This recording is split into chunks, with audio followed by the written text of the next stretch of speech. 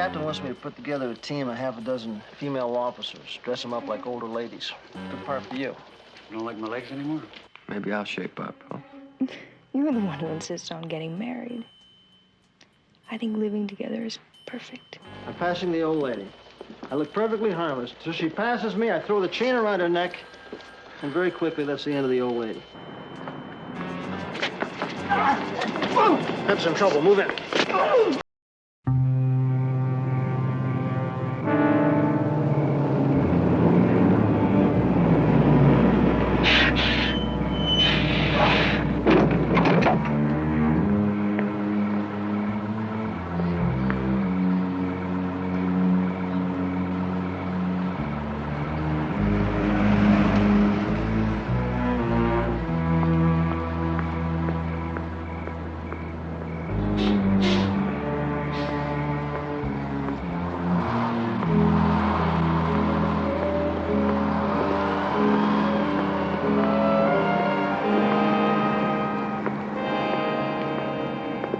Good evening. Good evening.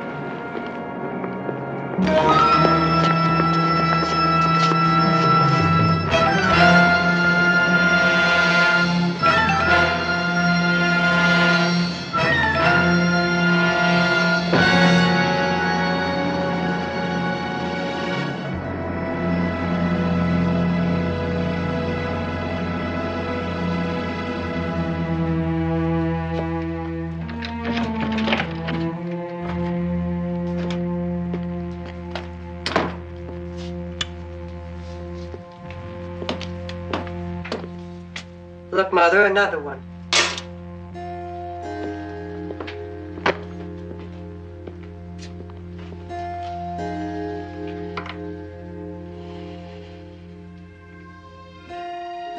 Tommy, will you brush my hair, please?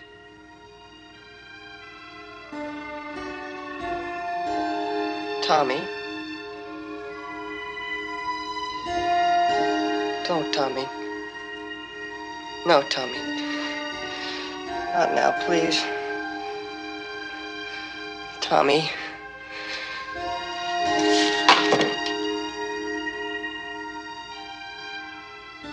Charlene.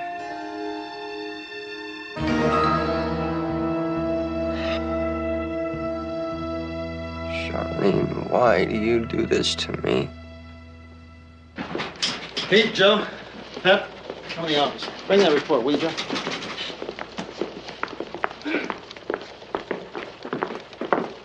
Okay, now we should be operational by tomorrow night. The heat's on, it's not going to come off till we collar this nut. How do we handle it? We're going to try to draw him out using decoys. Captain wants me to put together a team of half a dozen female officers, dress them up like older ladies. Good part for you. Well, what about us? You don't like my legs anymore? Yeah, why don't they use men? They tried putting guys out there, didn't get a nibble. Now, Captain's got a hunch that we put women out there, we might change our luck. Okay, now the killer so far has killed all of his victims in the same neighborhood. Unless he moves to another part of the city, we should be able to put together a pretty tight operation. Joe, you want to go over that MO again? Yeah. Okay, all victims, Caucasian matrons. Late 40s, early 50s. Strangled with a metal chain or wire. No sign of struggle, no sign of sexual attacks, and nothing taken from their purses. That's it. The rules that robbery. Yeah, well, what's the motive then? The motive is we're obviously dealing with a psycho.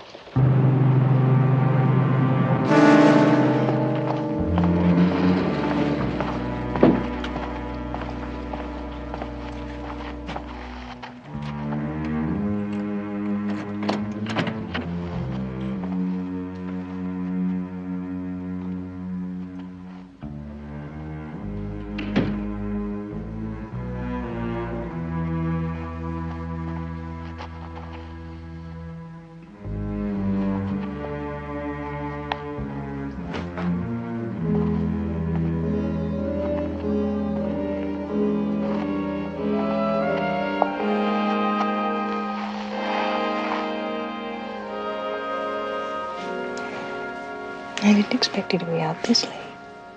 Well, you want me to stay irresistible? I need my nights working out at the gym. And Saturdays you go hiking. You never take me along.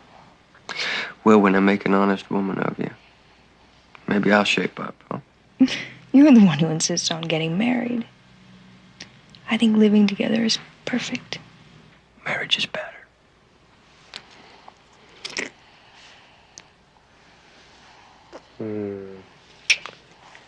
So you want to marry me? I do. I do want to marry you. That's better. Oh, I love it when you come home like this. Just working out in the gym. Really do that? It helps. Okay, we just received an additional report. It happened again last night, so everybody be alert. Will you? Just be alert. Bill, what about a backup?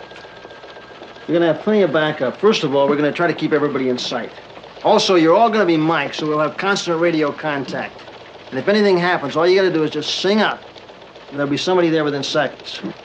The killer surprised all 3 victims. So apparently it doesn't look like your cliche bad guy. That's right. None of the victims showed any sign of a struggle. None whatsoever. Apparently, he strikes without notice. Just, before anybody can even attempt to defend themselves. And how do you think he makes his approach? I think you run into a situation like this. Pep, throw me that cord, will you? Okay. Pepper, you want to be the old lady? Now, I'm the killer. This is a sidewalk. Back up, will you, Pep? I'm walking along. I look very harmless. In my hand is concealed a chain or a wire. I'm passing the old lady. I look perfectly harmless. So she passes me, I throw the chain around her neck, and very quickly, that's the end of the old lady. Now, if you're prepared for this, you can't be totally surprised. Keep your hands up near your throat at all times to protect yourself. Very important. Also, you're going to be wearing gloves like Pepper's got on to protect your hands so they won't get cut. Any questions? Anybody want to back out? Not you. I think you made the point. One other thing. We've never had a policewoman get hurt on decoy duty. But there's always that one chance, so watch yourselves out there, okay? Now, anybody want to get back to work? 12Y64 reporting a male figure starting to approach from the other end of the street, about 15 feet away. You got that, Joe? Right, Bill. He's an old man, Caucasian.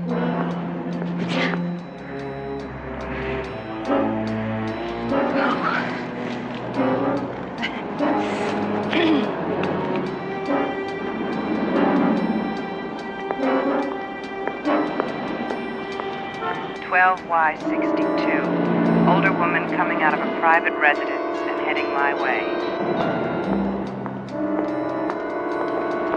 12Y51. Man running right at me. Across the street.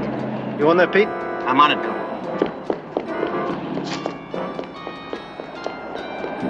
12Y51. He went into the John. The guy looked like he was about to come down on me. He's passed now. 12Y68, male figure approaching from the end of the block, over 6 feet, walking fast. No, sir, nothing at all. Well, maybe he knows we're out there. Look, except for the guy we're looking for, it's a pretty safe neighborhood, you know what I mean? Yeah, I will. Hey, Bill, I think we found something. Well, kind of. Like what, kind of? Well, the next of kin of the last victim said that they didn't realize anything was missing from her purse. And they also mentioned that the reason she took a bus that night was because she was getting her car repaired. So? We didn't find any driver's license. Once we pointed that out, they discovered that it was missing. Her husband says she always kept it in her wallet. So we thought we'd recheck the other 2 victims. Their next of kin didn't notice anything missing at first either. Was anything missing? Well, it took a little while. None of the victims drove, but they carried a lot of credit cards. And one from each of them is missing. Well, I tell you, you better have them alert and check out all card companies in the city.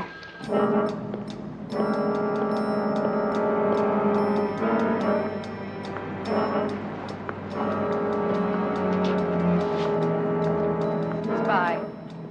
No one else in sight. 12Y62, approaching the corner of First Street in Arizona. No encounter.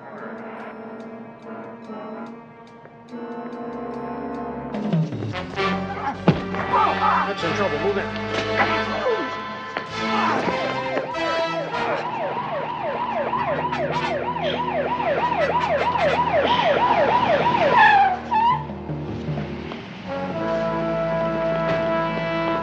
There's a routine punk looking for some dough for a fix. Well, he got a nice one from Pepper last night. Okay, now we've been at it for a week so far. All we've come up with are 3 purse snatching attempts and 2 propositions. Anyone getting discouraged? Well, I have some kids that would like to see me. My husband's actually learning how to cook. Bill, how long do we keep this up? Just as long as the captain and I can keep his own budget, that's how long. We're starting to get a lot of flack about all this overtime. About another 2 weeks or so, right? I don't think we're going to have to wait that long for this nut to go after his next victim. 29 days elapsed between the first murder and the second, but only 17 between the second and the third. Now, I think this killer is going to start feeling that urge again any day now. And there's a full moon coming up, and you know, that's when the crazies get crazier. At least Bill does. There's nothing sacred with you.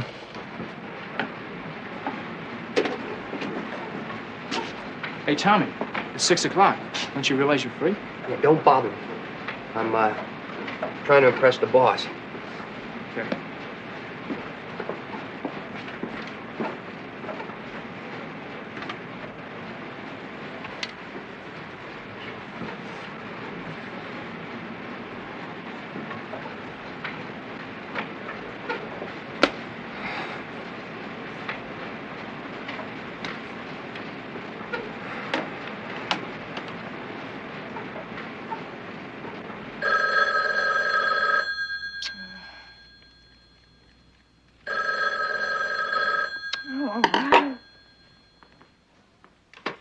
Hello. Hi, beautiful. Hi, yourself. Got some bad news. You're not coming home. I have to work late. Oh, Tommy, I had a sensational meal planned for tonight. Can't you put it off till tomorrow night? I suppose.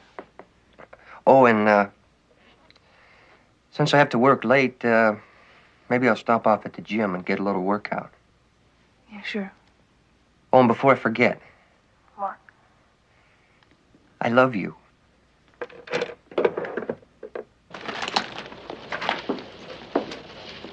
Oh, Sergeant Stiles, I presume. Oh, Peter. How you doing? All right. And Brewski's typewriter's on the bum. He's using my desk. Where are Bill and Pepper? Oh, up with Parks talking about full moons and Dracula. My favorite subject. How do I look? You know the guy I busted about a couple of weeks ago? He had all the stuff in his pocket. I guess he was some sort of year-round Halloween freak. I could use this, maybe.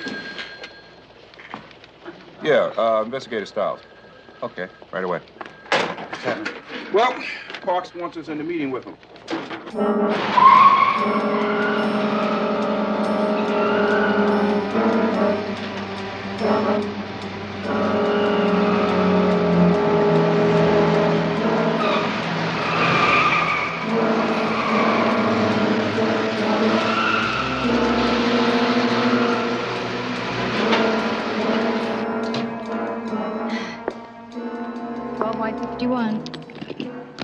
Be out in the street in a couple of minutes.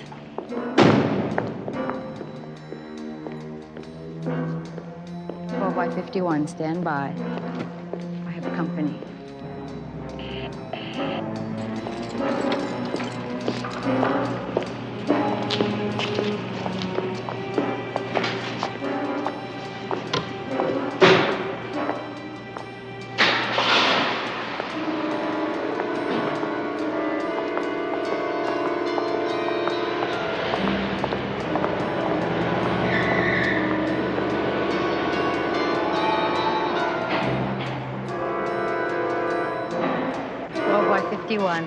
False alarm. He drove out. Hey, Pepper, go where we can see you.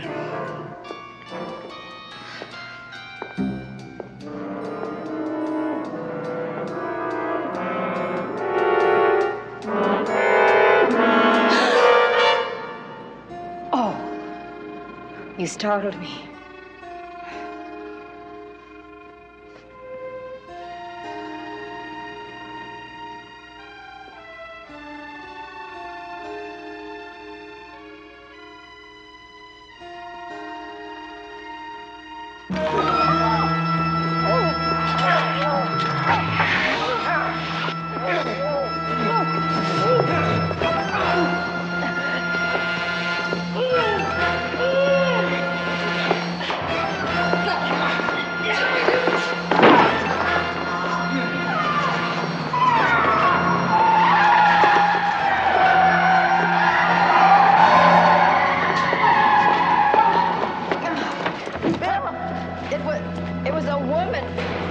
She got the elevator.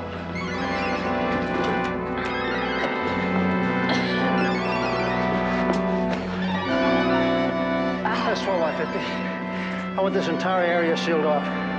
The suspect is female.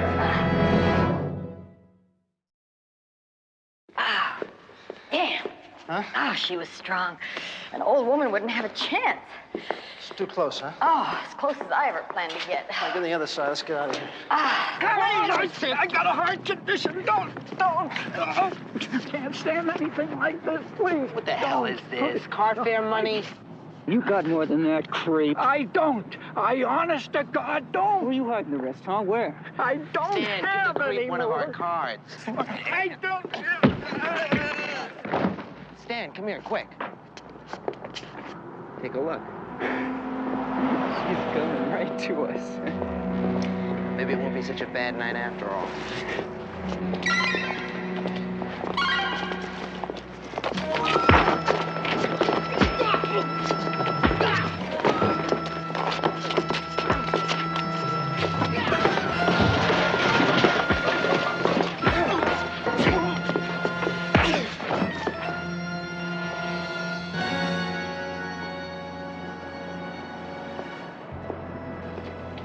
No, the hair's no good. Let me try this one.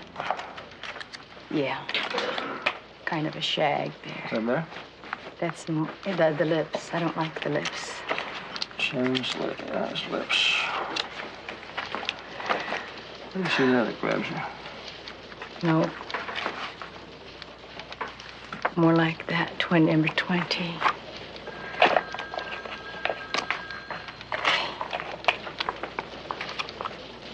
Yeah, that's it. That's more like it. Yeah, let's try with the glasses. Mm-hmm. Is that? That's it. Hey, Bill. I just got a call from a friend of mine. He's at the hospital ward of the Central Jail. He was telling me this story. He was laughing so hard he could hardly get it out. Last night, 2 hard-case muggers tried to take off a young lady, and she wiped them both out. Yeah. Not only did she fit the description that Pepper gave us, they were picked up 2 blocks from where Pepper was mugged. Well, maybe we should pay him a little visit. Thanks very much. So these are the 2 guys, huh? I'm Sergeant Crowley. This is Sergeant Anderson. We hear you guys got in a little trouble last night. Yeah, you could say that. Yeah, we heard you robbed and beat up an old man. Then, unfortunately, tried to do the same thing to a young woman. Is that true? You already know the whole story. What do you want from us? Well, I don't know. You guys look pretty rugged to me. I'd just like to know how you let some little lady beat the hell out of both of you. Hey, she was a pretty tough chick, let me tell you. She surprised us. Who'd expect a broad like that to know karate? Did you get a good look at her? It was dark. She look anything like this? I don't know. What about you? I don't know. Well, why don't you look at the picture, punk? Now, what about you? Could be. Like I said, it was dark. What was she wearing? Some kind of, what do you call it, a pants outfit. Pants. What color was it? I don't know. Was it light, dark? Dark! Did the top and bottom match? The lady asked you if the top and the bottom matched. Did It matched. What else? Was she carrying a purse, a shopping bag? She was carrying a purse. What else did they think we were after? What else can you tell us about her? It was dark. That's all we know. Looks like we got a couple of winners here.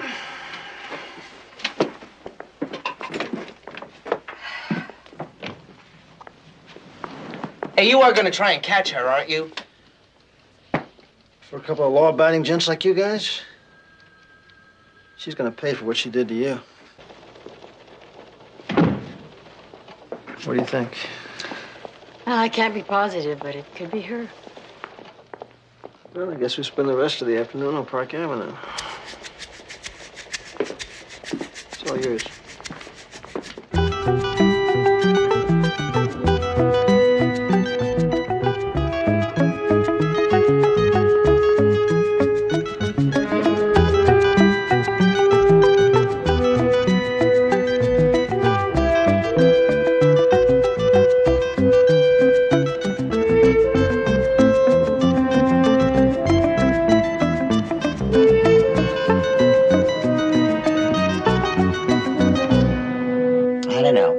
They pay their rent. That's all the landlord cares about. So that's all I care about.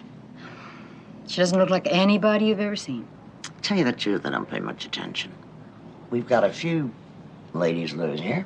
Could be one of them.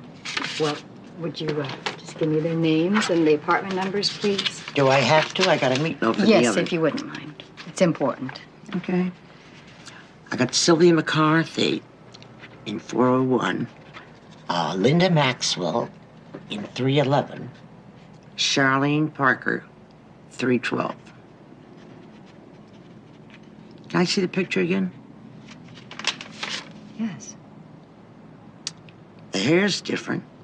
But you know, that could be Charlene. 312, you said? Yes. I thank you very much. You're welcome.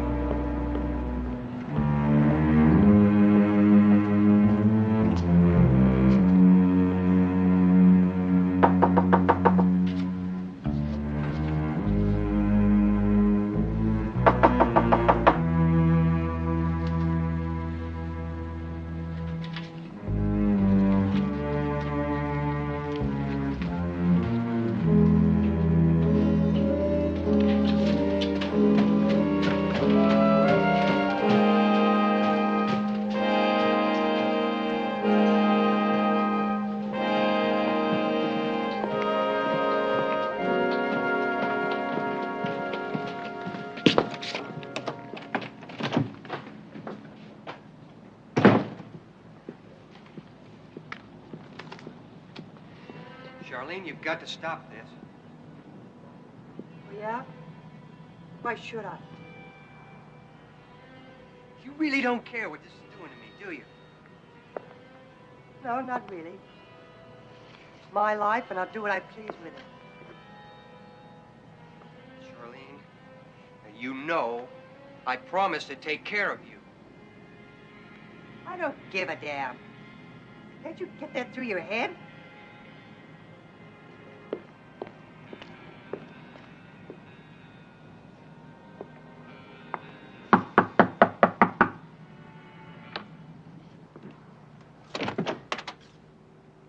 Yeah? I'd like to speak to Charlene Parker, She's not here. but I heard a woman's voice. Do you spend a lot of time listening at other people's doors? As a matter of fact, I do. I'm with the police. I'm Sergeant Anderson. I'm sorry, it's been a rough day. Your name? Tom Shaw. What can I do for you? I'd like to speak to Charlene Parker. Well, I told you she's not here. Have a look for yourself.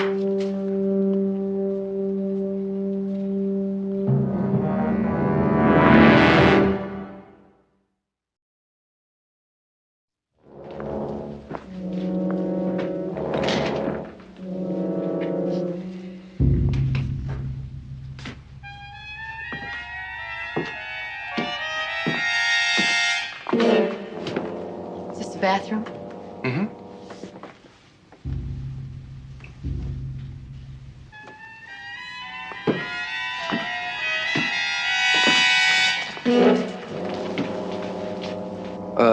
You want to know what you heard? TV. I like it loud. Do you live here? No, just a friend with a key. Your friend, what time do you expect her home?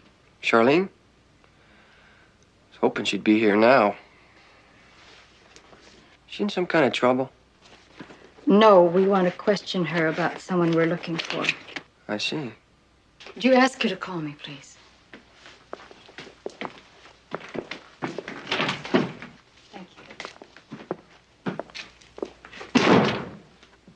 Are you sure it couldn't have been a television set, Pep? It wasn't the television. It was his voice. So where was the girl?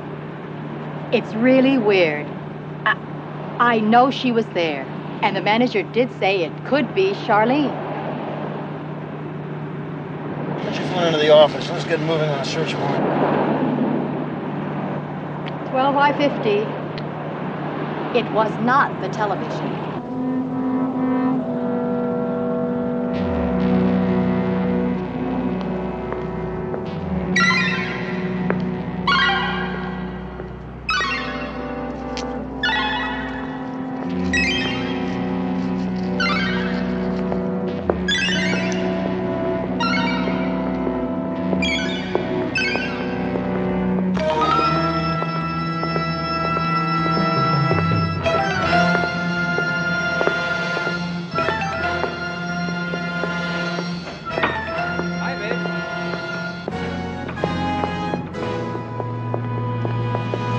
Say it's a search warrant?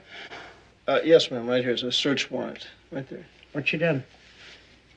Could we just have the key, please?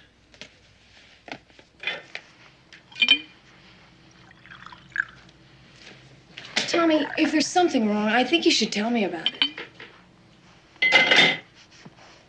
There's nothing wrong. Can I just be in a mood once in a while? Sure, but But what? it's more than a mood. You don't come home until all hours.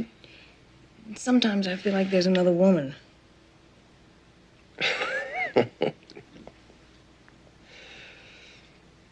Oh, baby. No other woman.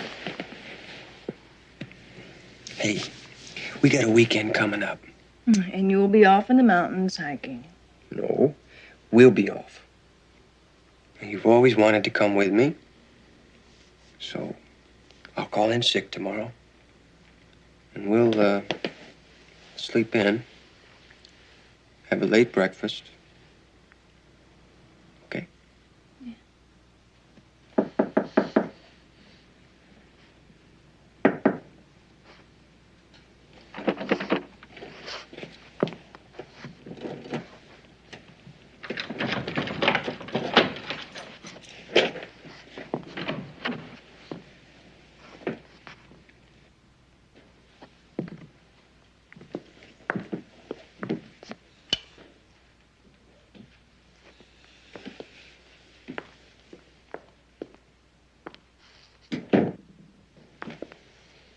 Just be careful not to touch anything. We'll probably have to dust for prints. I never would have thought of that. That'll be smart.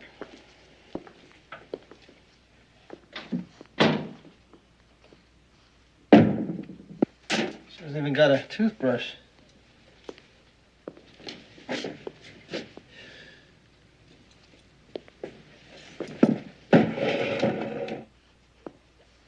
Bill, look at this. Oh, what do you got? This outfit. What about it? It's like the one she was wearing. You sure? Well, I can't be positive, but it's awful close. I don't think anybody really lives here. There's no sheets on the bed. Looks like nobody sleeps here.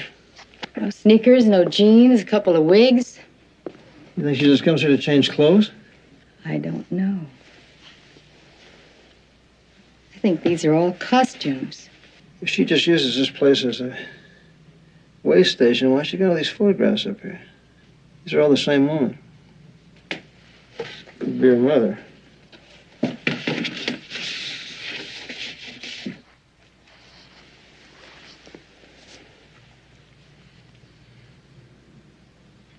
The Crawford Studio, Clear Valley, California. Yeah, that's Mrs. Shaw. She died about 10 years ago. Stroke, I believe. Did you know her well? No. Just that everybody knew about the terrible thing that happened. And what was that, sir? It mustn't have been more than a few weeks after this was taken. Her husband and little girl got killed in a car accident. She took it awful hard, they say. Went crazy with grief. Anyway, nobody was surprised when she passed on some years later. Did she have any other children? A little boy. What happened to him? Last I heard, he was living with his Uncle Martin Shaw. Tommy was only a toddler when his father and sister were killed. How old was the sister? Charlene? She was 6. Did you say her name was Charlene? Yeah, Charlene. She meant the world to her mother. The loss affected her mind. Oh, in what way? Well, she couldn't accept Charlene's death. So, to her, Tommy took the girl's place. She kept him in dresses until he was school age. Well, now, are these pictures of Tommy or Charlene? Pictures of both. He finally went to school as a boy, but he had to wear dresses around the house until he was 7 years old. Tommy rebelled and refused to dress that way anymore. His mother just couldn't understand why. Now, let me get this straight.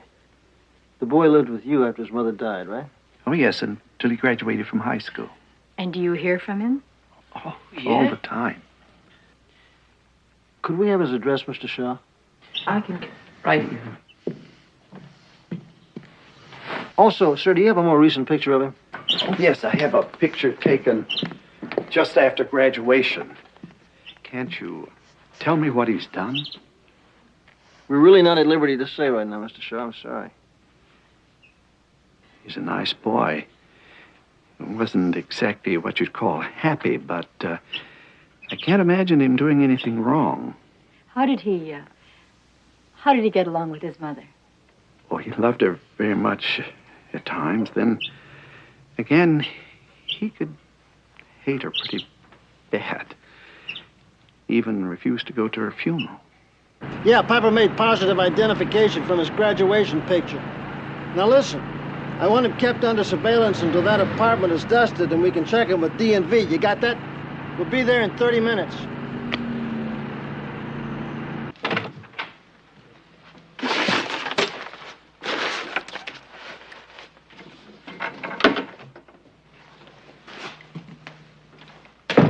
Evie, Yeah? make sure you bring a jacket. It gets pretty cold up there. How's this for starters? Sensational. Are we really gonna sleep on the ground? Mm-hmm. Sounds pretty grubby, huh? Want it back out? No. Even if I have to stay dirty. You won't have to. There are plenty of cold, icy streams. Oh, Evie, make sure we have some heavy socks, too. Oh, shoot.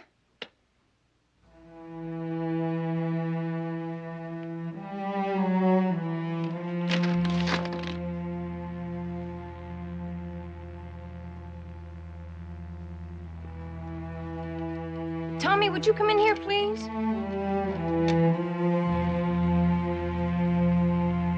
Tommy. What are these? What do these mean? Who do they belong to? Tommy?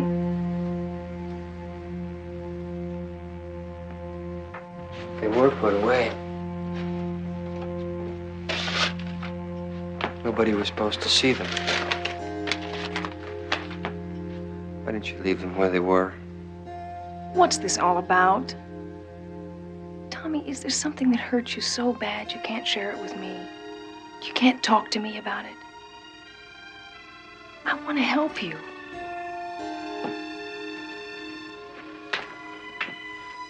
I find an envelope taped to the bottom of the drawer and open it. What is it?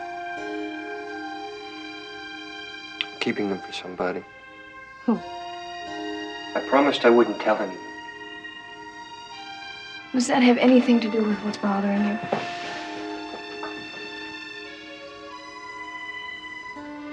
Then for God's sakes, tell me.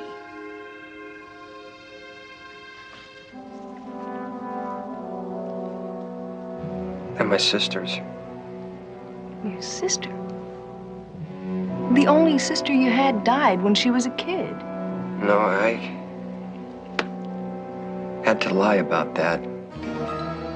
She didn't die. Then what? No more questions now. But I... We'll talk about it on the way to the mountains. Yeah, well, look, if you hear from him, let me know, will you, please? Thank you.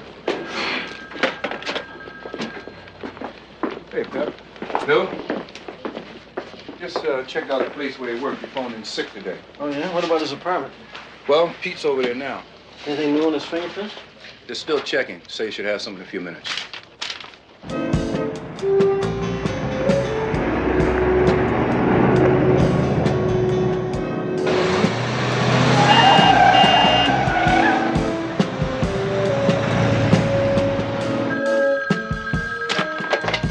Crowley, yeah. Okay. Tell him to keep relaying his position. We're following. Hey, Pep, Joe.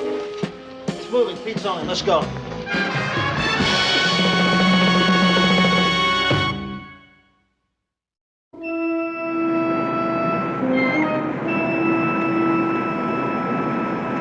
Suspect traveling north on Pacific Coast Highway.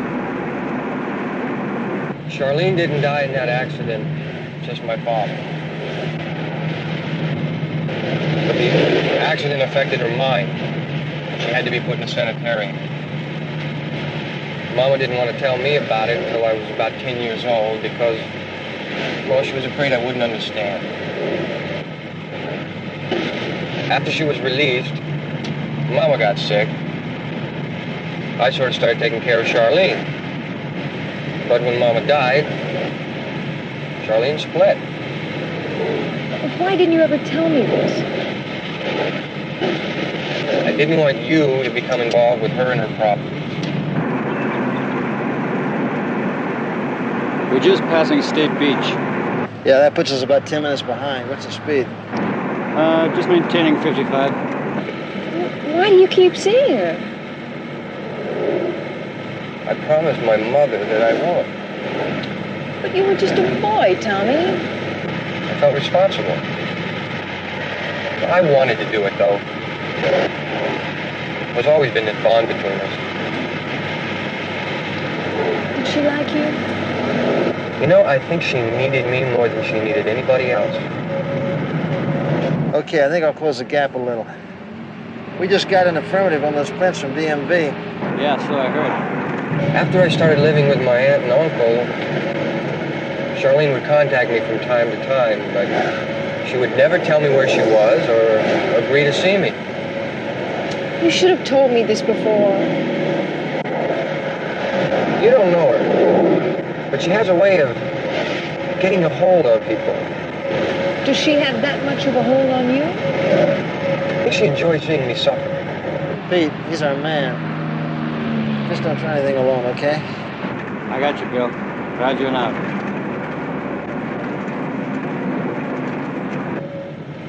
Tommy, the things in that envelope, what do they mean? I don't want to talk about this anymore. Oh, please. No, I mean it. Let's just not talk for a while.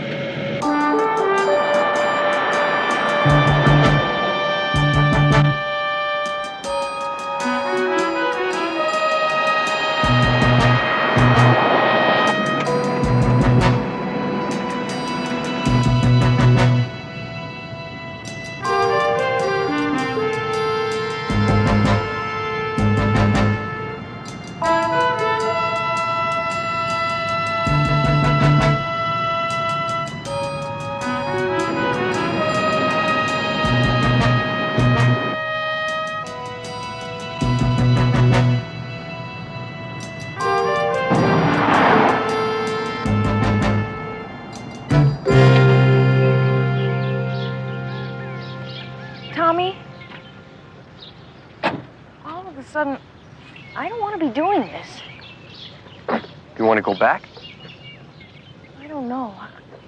I feel so strange. With me? Just the way things are. Evie, don't worry about it. I just thought it best you not knowing, that's all.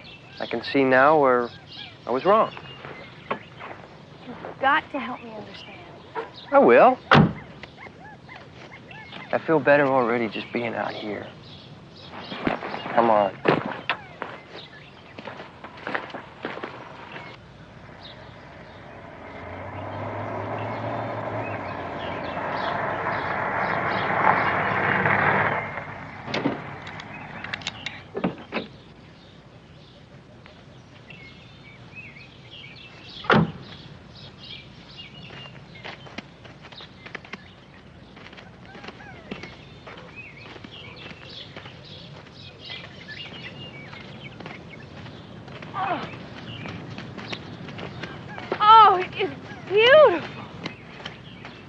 knew you'd like it. Do you always come here alone? Uh-huh. Why? Kind of keeps my head together, you know what I mean? A couple of times, Charlene came with me. Thought it might be a way of reaching her. I mean, nobody else would do it, really. Tommy, how did she feel about your mother? She loathed her. So much so I couldn't believe it. You know, one of the first things she told me after we got together again was What? she planned to kill her.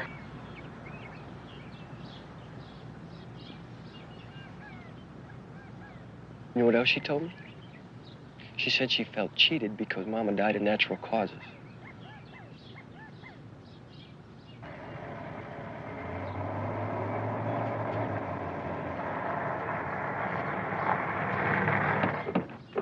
Where are they, Pete? Up there hiking on the trail. Let's go. Tommy, tell me the rest. All of it. What else you want to know? Do you really think Charlene was capable of killing your mother? Got no reason to doubt it. She's killed her 3 times since. What do you mean? And each time, she'd take something from them. Something with their name on it. And give it to me. What are you saying? To prove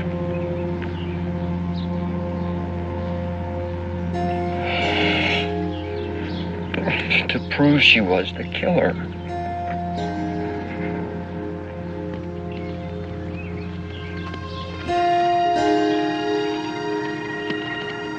The driver's license, the credit cards. And I'd read those names in the paper and know it was true. The strangling? Are you talking about those women who were strangled? How could you? Why didn't you go to the police?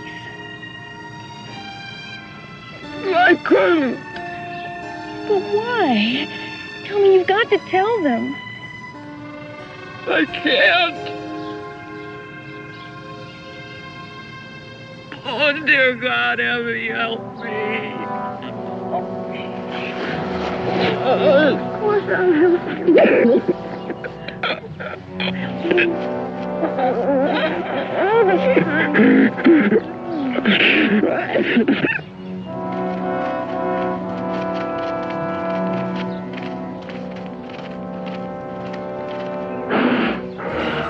Tommy, I love you. Everybody else in the world. We're gonna take care of this together. Well, I mean it, baby.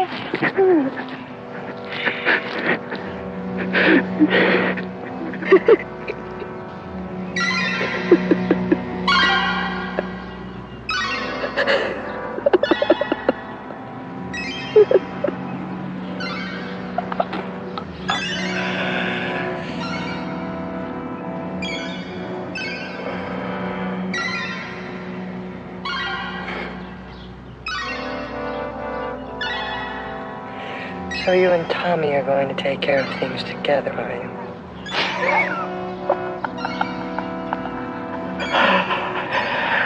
I don't think you are.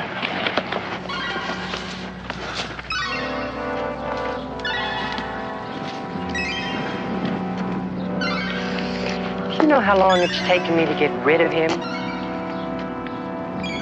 My sanctimonious brother? God, you're not real. My sweet, caring brother with all his loving advice? You can't be real. But he's gone for good. Just like you're going to be gone for good. Would you like to see how I kill those other women? No, please. I think you should know exactly how it was. Except with you, it's going to be very, very slow.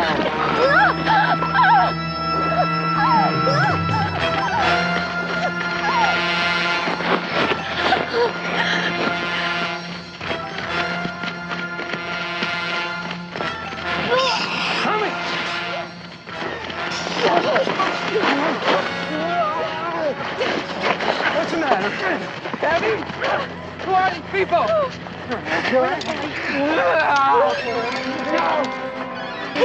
kill you. Depend on it. I'll kill you all. Get him out of here. Come on. Come on. I got it.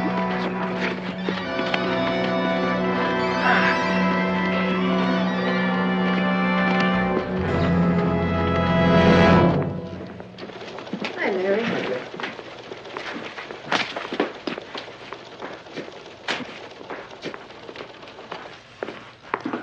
Hi, boss. Girl, okay?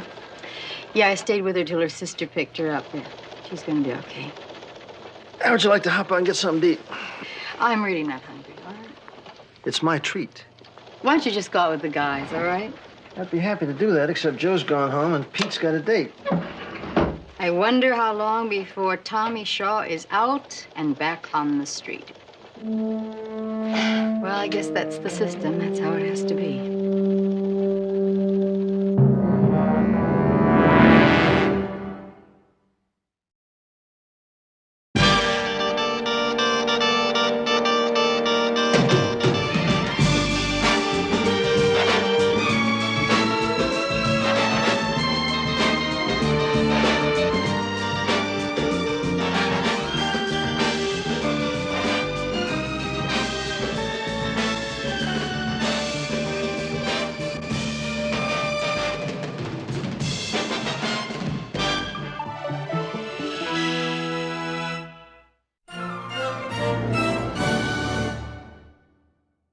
My sister is missing.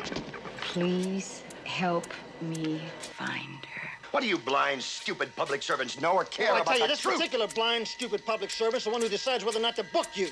Glenna Burns is a mute. She's different from us in only one way, Mr. Lord. She can't speak. I want an ambulance sent to 102 Crestview and make it quick. Look, I did not touch her. I do not know where she was staying. Operator, I'm telling you, she would never leave the phone off the hook.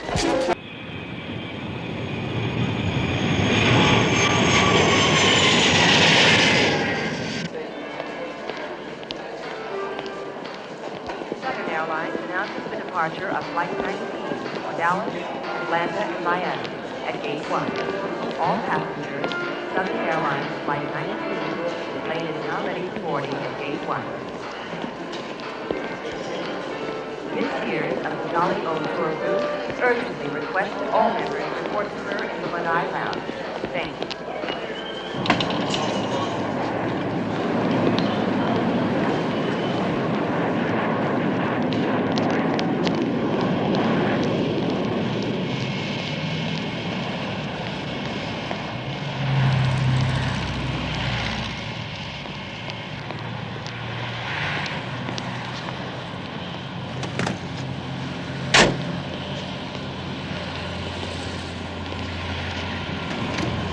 Where to, miss? No speaking English, huh? Oh, okay, I get it.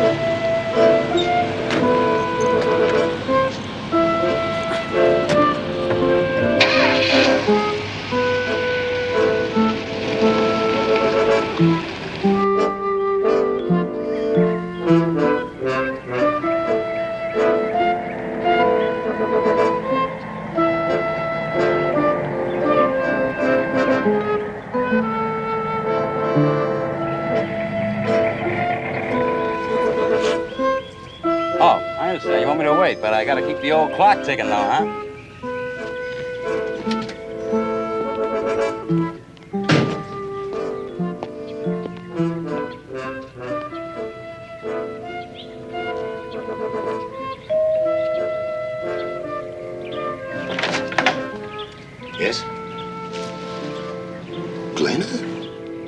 course. I'd recognize you anywhere. How nice to see you. Come on in.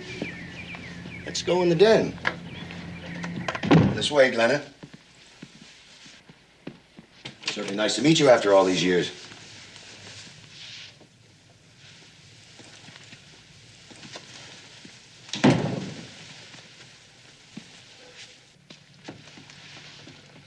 I don't know. She left 6 weeks ago. I haven't seen her since. I'm sorry, I don't understand it, dude. I'm certainly glad you came. Things had gotten to the point where I was going to call you, send you a telegram, find out what you'd heard, if you knew anything at all. See the police about what?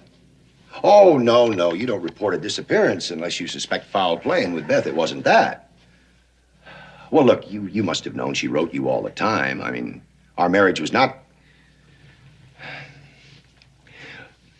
Look, she was emotionally disturbed. Now, she threatened to leave many times, and one night, all of a sudden, like that, she was gone.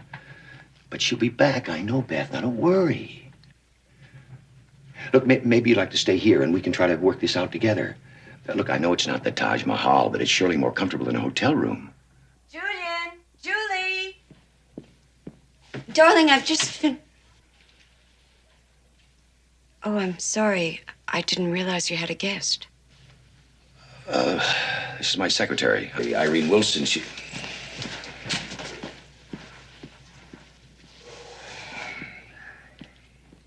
Julian, was that her sister?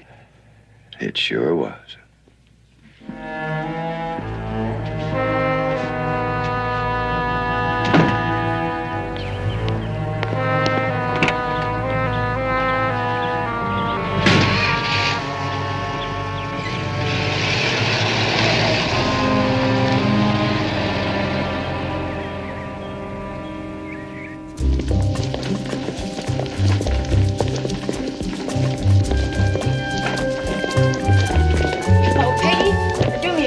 Tell Crowley I got his message. I'm sorry I'm late. I'm on my way to Lieutenant Berrien's office now.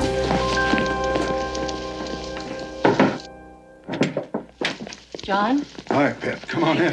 Hello. This is the young lady I was telling Crowley about. Miss Glenna Burns. Hi. This is Sergeant Anderson. Well, I guess you've had a long trip. Canada, was it? It was Nova Scotia. I also told her you used to work for me. Oh, a slave driver, this one. I had to get out. Oh, well, listen, I've changed my ways and my whip. Do you want to transfer back? Oh, first show me your new whip. I've also told her that you can read hands. Well, I'm a little rough at it. Well, how can we help you, Glenna?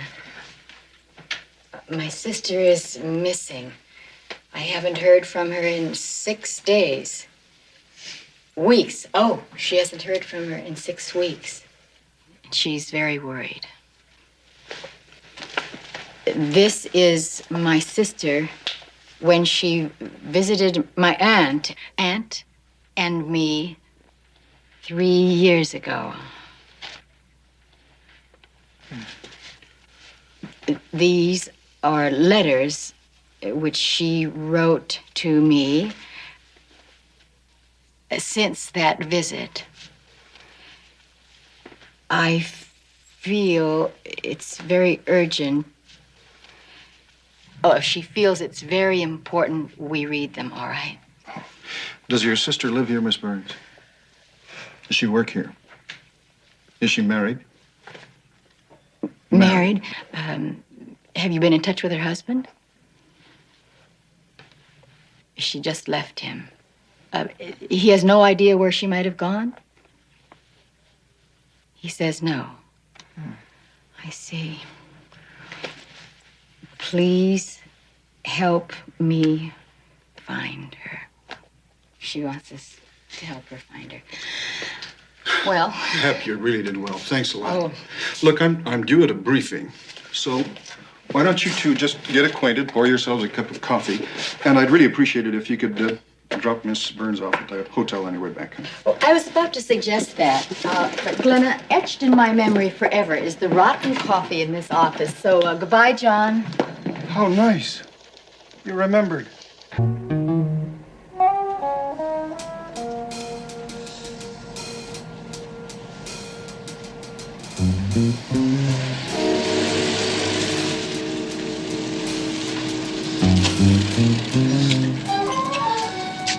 Frosty, I'm a little late. I'm a little sorry. Very little. Yeah, but I gotta get the truck back to the garage. Hey, hold it. Your old man, he been to the baker's? He went. Still warm. Nice. Very nice. Huh. Yeah, very nice.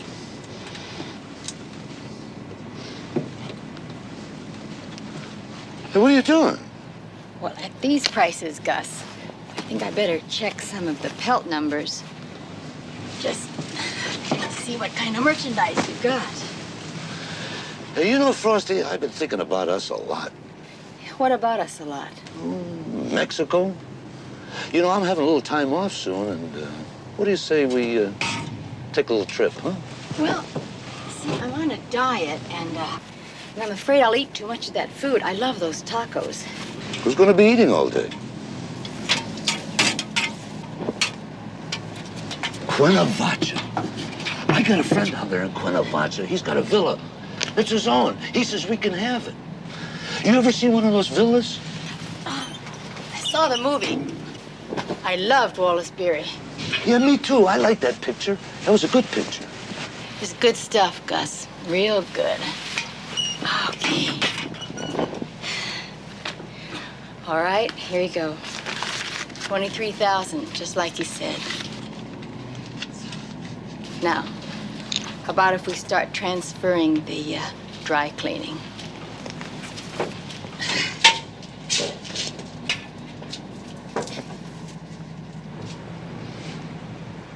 There's 35 coats in there. So?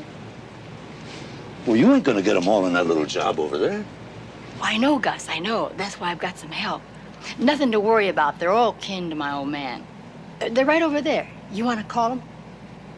Call them over, Gus.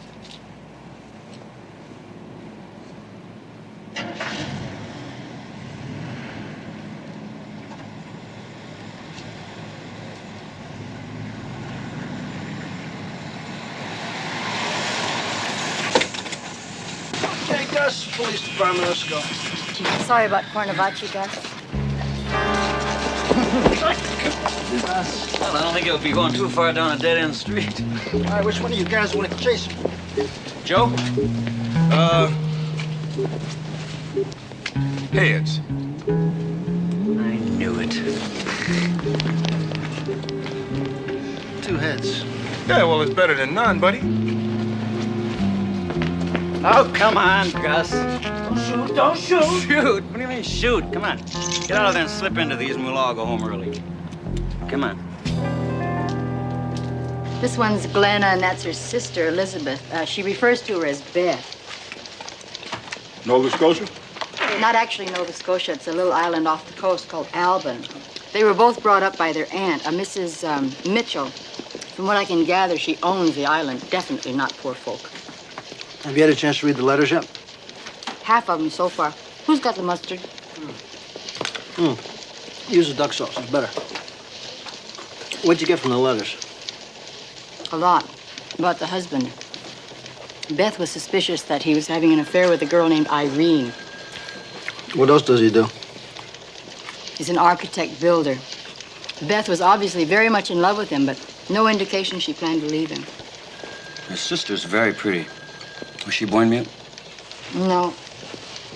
When she was about 4 years old, they found a growth in her throat. They operated, but... She got a scar. It goes right along here. Yeah. Bill, do you mind if I stay on the case a few more days? Okay. But I tell you, I want you back on this patrolling case as soon as possible.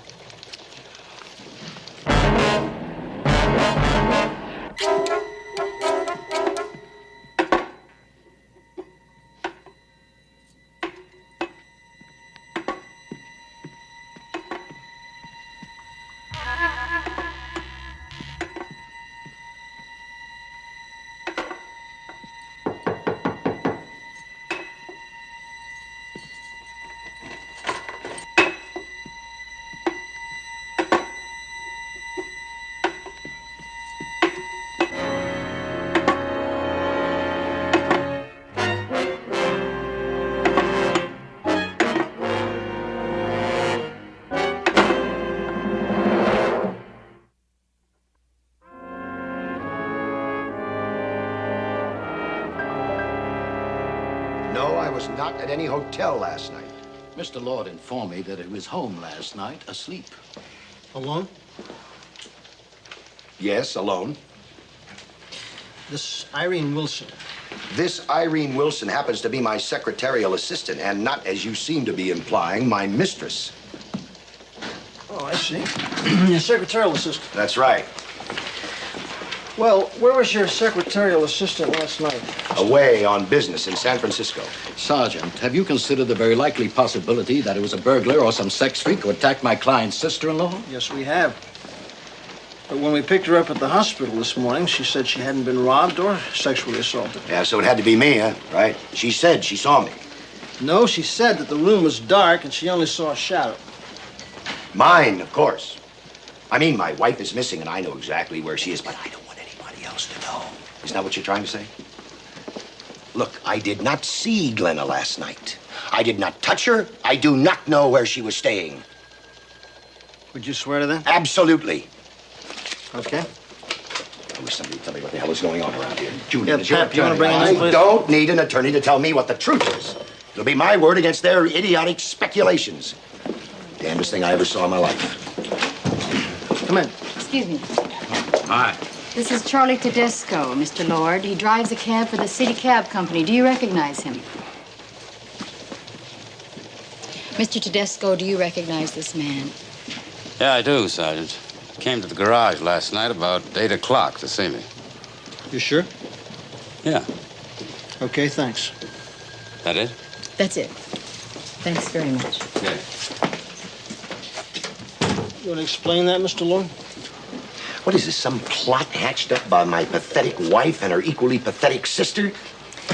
Glenna Burns is a mute. She's different from us in only one way, Mr. Lord. She can't speak. That does not make her pathetic. You want to explain about the cab driver?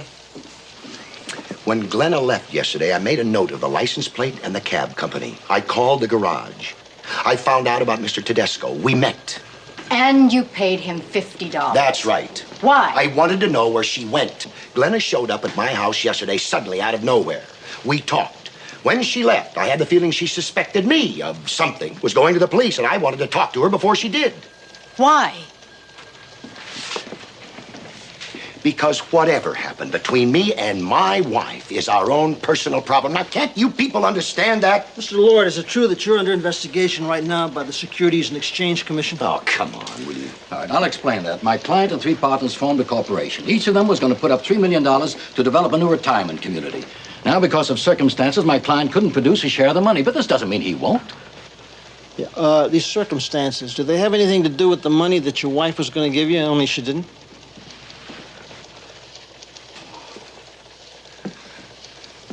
There is one thing I do know. I don't have to discuss that with a sergeant. Now, Crowley, you have nothing on which to hold my client. You know that. And you know that this is only an investigation, a search for the truth, which... Oh, a search for the truth. Is that a joke? What do you blind, stupid public servants know or care Well, I about tell you, the this truth? particular blind, stupid public servant is the one who decides whether or not to book you. You get him the hell out of here. So is this what you people do on a slow day for your kicks? You better get him out of here. Damn I know what's going on here, but it's only going to complicate matters to go Couldn't this care way. less, Frank. I'm bored of the way cops But go that's around no way to act. pushing people around, saying what Why they want to incur say. their displeasure? I couldn't care less.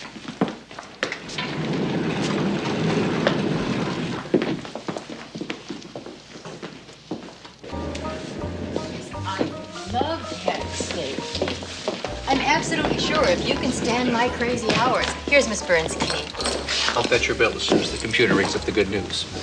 Miss Burns, may I please have your credit card? And simply sign this.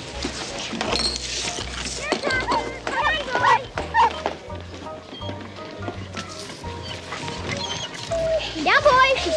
Hi, I'm Eric. Hi, Eric. And this here is Chaucer. He was born in London, England. He's a bloomin' beauty. He sure is. What's your name? That's Glenna, and I'm Pepper. He's a show dog. Miss Burns? Oh, here, I'll take it. He sure does like you, Glenna. You too, Pepper. I guess it's because you're both so pretty. We have to go now. Bye. Well, Here it is. And I went shopping yesterday, so the refrigerator is full of goodies. You can help yourself, whatever you want. I'll show you upstairs, because that's going to be your room for a while. No, it doesn't open up, but it's just as comfortable as my bed upstairs. What? Oh, no, ma'am. That's where I'm going to sleep. You're going to be one of those? You're going to be a house guest that gives me no trouble? I wish I could say the same for some of my relatives. Are you sure? All right. Excuse me. Who is it? It's William. William who? Quit horsing around. Open up, let me in. Is it the William who could have arrived a few minutes earlier to help with the heavy luggage? No, it's the William who okays your petty cash. Oh, hi, Bill. You're all cop, aren't you? Hi, Glenna. How are you? Everything okay? Boy, talk about a day. You got something cold to drink? Yeah, out here. You want to go out on the terrace? That's better. Every time I come out here, I feel like Jungle Jim. Here, I'll give you a hand.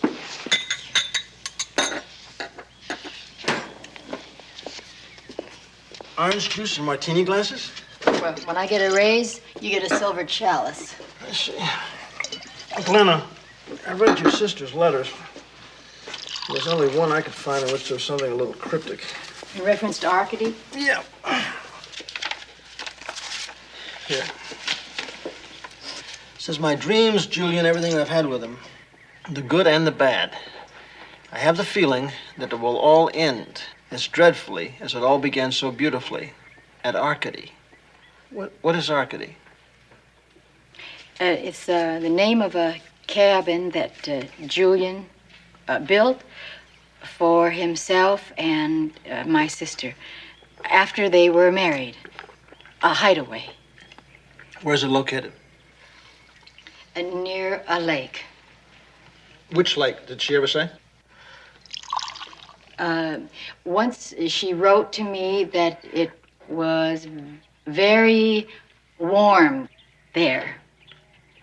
But she said that was very funny because... Wait a minute. Go back to... I missed it. Go back to funny. She said it was very funny because the name indicated a place very cold. Oh, Glenn, I can't remember the name. Very cold Springs? There's a place about 30 miles north of there, Snow Canyon? No, Frost Lake. Frost Lake. Is that it? Sure, I know Mr. Lord. What about him? Has he got a cabin around here? Maybe. Who wants to know? I hope he's in no trouble. He's a nice man. Nice wife. Oh? Have you seen him lately? Well, can't say I have. What can you say about the cabin? Can you tell me where it is? Yeah. Come on inside. I'll draw you a map.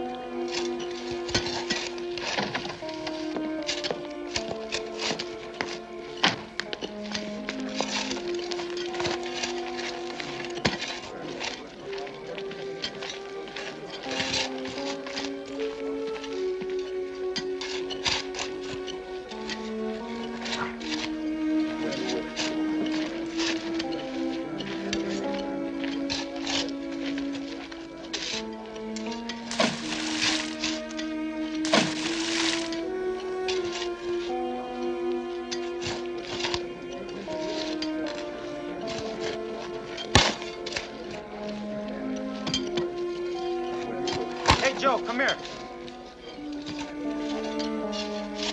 What do you got? A septic tank.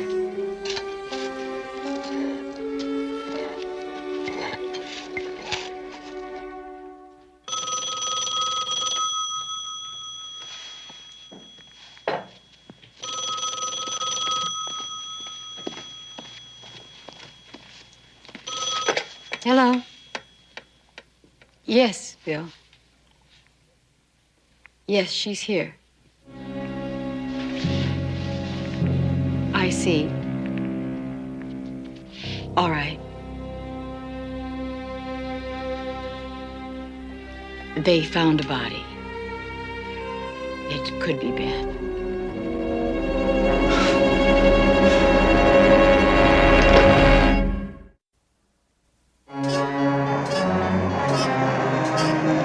I have the feeling that it will all end as dreadfully as it all began so beautifully. At Arcady, your loving sister Elizabeth. Thank you, Sergeant. Your Honor, I should like to present this letter written by the hand of Elizabeth Lord to the court designated Exhibit A. You may do so, Mr. Hogan. Now, Sergeant Crowley,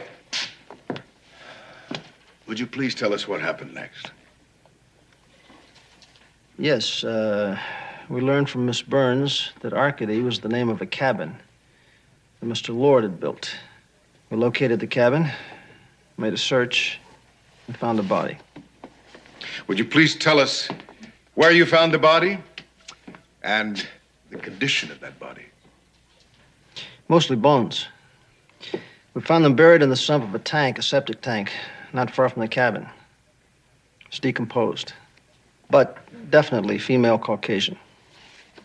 Is there anything else you can think about in regards to the condition of that body? Yes, sir. What is that, Lee? It was decapitated. Decapitated? Yes.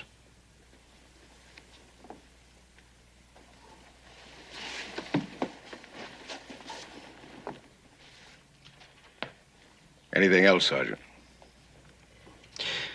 Yes, according to the autopsy report, there's evidence that the decomposition of the body was aided by the use of a powerful acid. I have no further questions, Your Honor. Cross-examination? Sergeant Crowley, as you know, this is a preliminary hearing that my client has not been found guilty of a thing. Is that correct? Yes, it is. He has, however, been accused of the murder of his wife. Now, is there any proof, wherever it is, in that autopsy report that you just referred to, that the deceased was indeed Elizabeth Lord? No, there isn't, but... Just answer yes or no. No.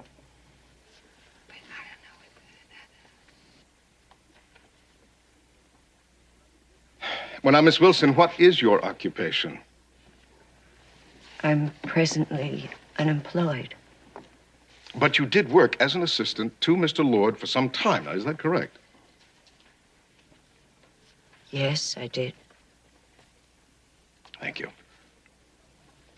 Now, why are you no longer employed by the accused? Objection, Your Honor. The question is irrelevant.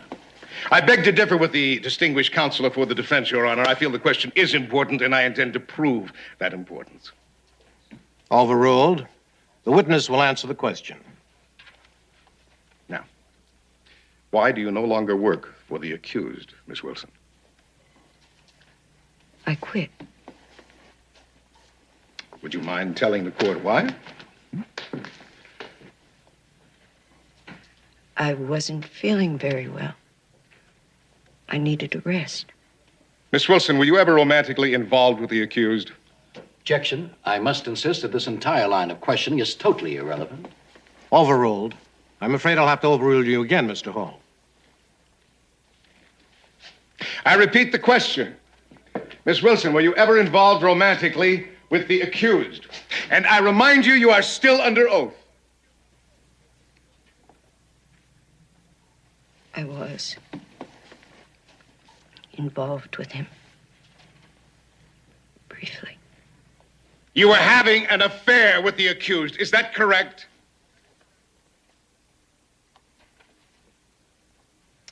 Yes. You knew he had a wife.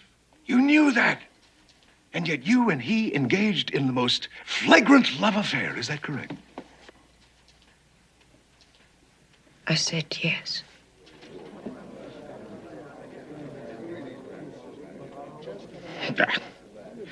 I have no more questions, Your Honor. I guess you could say I was one of Beth's closest friends. When did you meet? Oh, 8 or so years ago. Shortly before she and Julian were married. Mrs. Larkin, would you tell us some of the things that you got to know about Mrs. Lord during those 8 years? She came from a very wealthy family. Supported both herself and Julian after they were married, while he was taking postgraduate studies in architecture. Supported him spiritually during some of the hard times until Julian finally made it.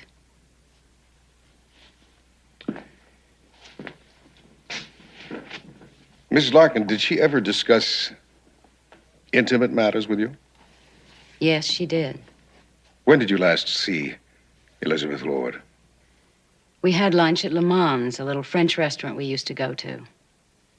Beth looked very pale, nervous. She told me how Julian had been drinking, became violent, unreasonable at times. How he had fired another maid and she had been busy interviewing a whole slew of women. About the marriage. Did she talk to you about that? She said things were bad, but that she was determined to straighten them out, if it killed her. Thank you, Mrs. Larkin. I have no more witnesses. Now remember, you're under oath. Did you have anything to do with the murder of your wife, Elizabeth Lord? I did not. Would you please repeat your answer? No, I did not. Did you love your wife? Yes, I did. I do. Despite the fact that you became involved with several other women? Well, that was because of her. Would you explain that, Mr. Lord? Beth was ill, mentally, emotionally. She became increasingly difficult to live with. So you were forced to turn to other women. Is that what you're saying? Yes, I don't say I'm proud of it or it's the right thing to do, but it's what I did. But I tried to help. I tried to get her psychiatric help. That seemed to frighten her even more. I honestly wasn't surprised when she left me or disappeared. It had nothing to do with money now. I was going to handle that part of it myself. Thank you. No more questions. I have just one question for you, Mr. Lord. In your line of business, do you have access to quantities of acid? No.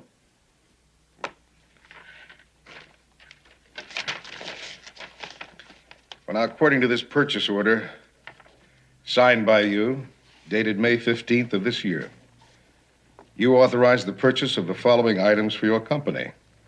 6 50-pound drums of sulfuric acid, 20 100-pound bags of lime, and 2 100-pound bags of lye. I run a very large business. It's highly possible that one of my department heads ordered it. That's all. Yeah, but you don't understand. Thank you very much. You've answered the question.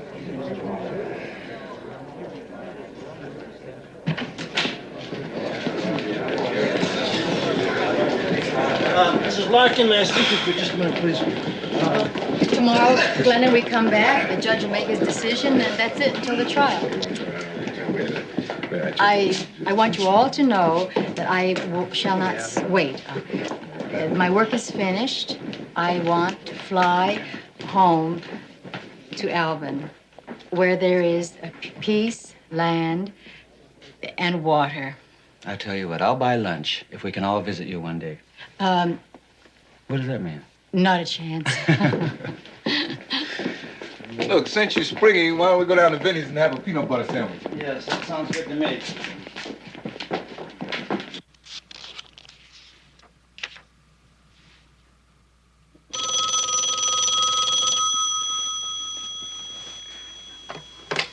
Yeah? Hey, Pep, it's Bill. Yeah, we've run into a snag on that Petroni case. Yeah, we're at the Four Winds. Hey, you should see the ceiling here. Oh, that place Pete's friend just opened. Hey, Bill, your order's on the table. Thanks. Yeah, they got a menu here with everything on it from baked aardvark to zabaione. I'll give you a tip. Stick with the zabaione. So what else? Hey, listen, the reason I called you. We need that new number on Petroni. You wrote it down on something, didn't you? Didn't you jot it down? Hold on. Let me see if I got the right purse. And while I'm gone, don't eat any aardvark.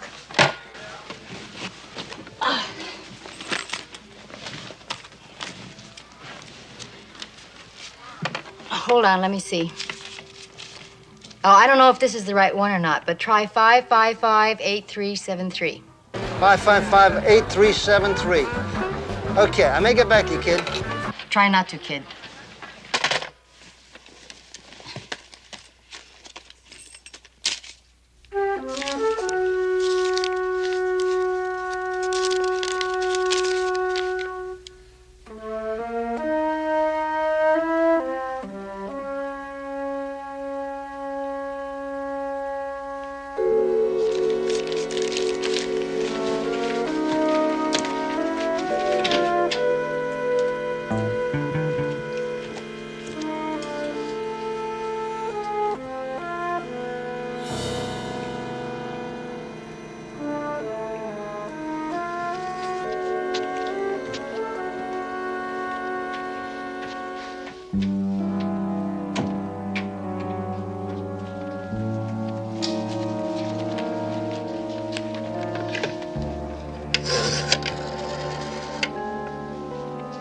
I'd like to make a long-distance call to Albin, Nova Scotia.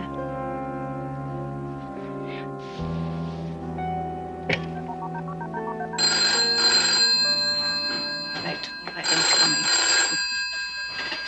Oh, sure. I'll get there.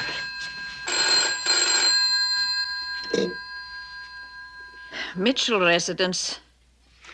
Hello, may I speak to Mrs. Mitchell, please? She's not here. Glenna Burns. Is she there? She died last month. Who's calling? Do you have any idea where Beth is? Elizabeth Lord. Mrs. Lord? In California. Well, now, look, if you'd like me to take a message, I can... No, thank you. What, 4 o'clock in the morning, getting a body up for something like that.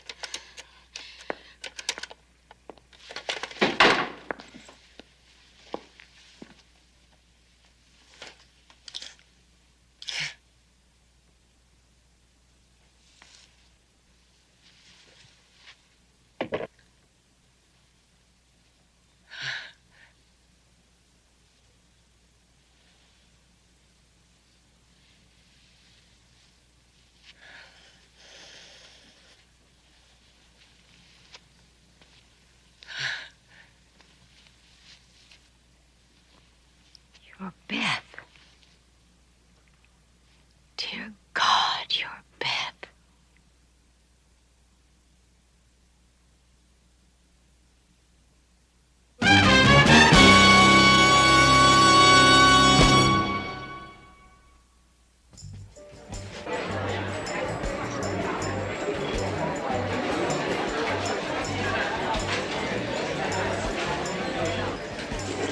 How's that, Bill?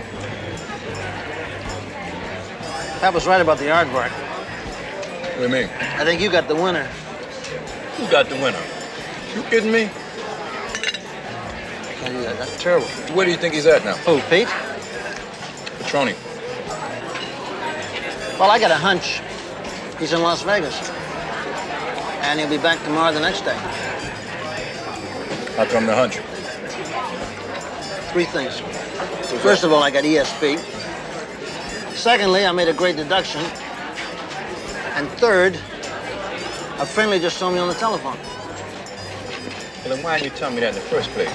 Bill, Hoskins wants to talk to you on the phone. This late?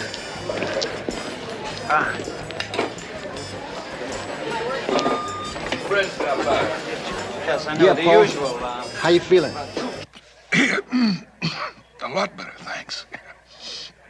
Oh, say, listen, Bill. I just completed my work on those bones and stuff that you brought from the tank sump. Yeah, I just thought you ought to know that all the tests indicate that the victim was Caucasian, female, between 60 and 70 years of age. Wait a minute. About how old? Okay, then, okay. Make it between 60 and 65, okay? Okay, Paul, thanks.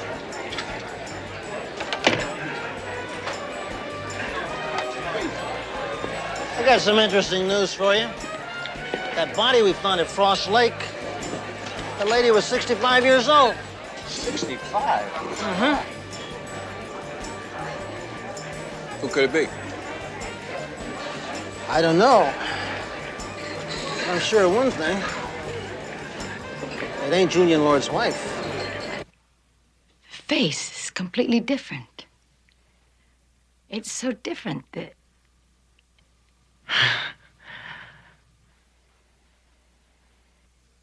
Of course, plastic surgery. And the eyes, contact lenses, the hair is easy to change. Am I right? Am I right, damn you? And then something special for the neck, something you could apply when you needed it, a scar, like hers, just like your sister's. I'm right, aren't I? What's the matter, William? The aardvark getting to you? No, I tell you what's getting to me. Arcady's getting to me. Man, you talk about irony. Somebody decides they're gonna knock off some old lady. So they go up in the middle of nowhere to some cabin that nobody ever goes to. They dump the bones in a cesspool tank. And they cover them up. Now, what is the percentage of anybody ever digging that up? Of those bones ever being found? Huh? I mean, ironically, it hadn't been for Glenna.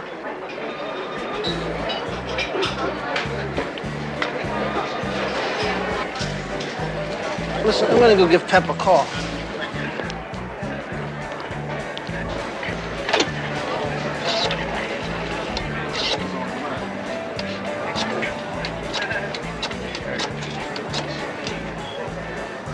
But then you had to go through that first major test and see Julian. Would he recognize you? He didn't, did he? And so you came to me. Yeah, operator. I have an emergency call, please, for 904-2133. Yeah, I'm getting a busy. Bill Crowley. The letters. I read them.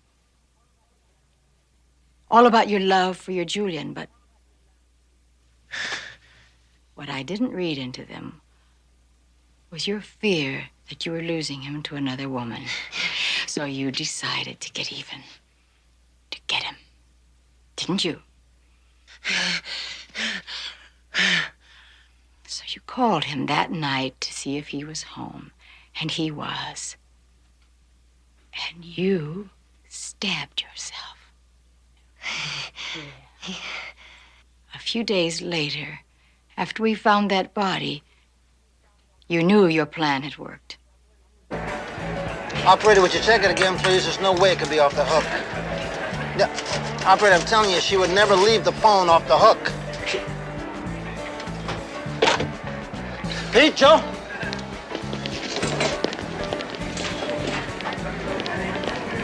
Who was she? The woman you murdered? Some poor soul who answered your ad for a maid?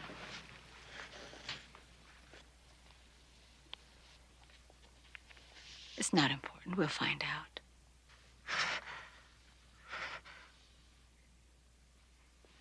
You're sick. You're a very sick woman. You need help. Why don't you start by giving me the gun?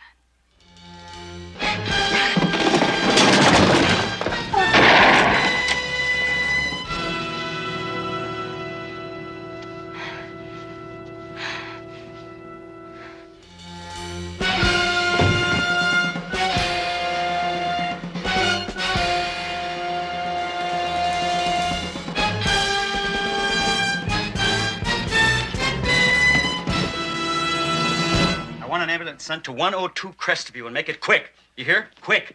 There you go. My gun. Yeah. She shot me. She's not. She's not what? She's not Glenna.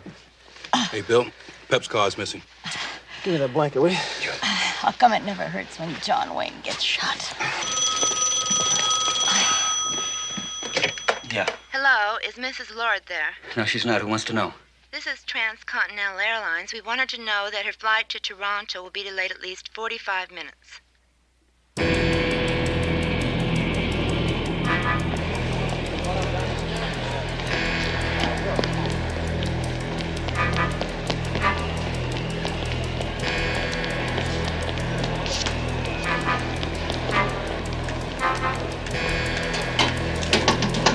Transcontinental Airlines announces the departure of Flight 62 for Winnipeg and Toronto at Gate 8.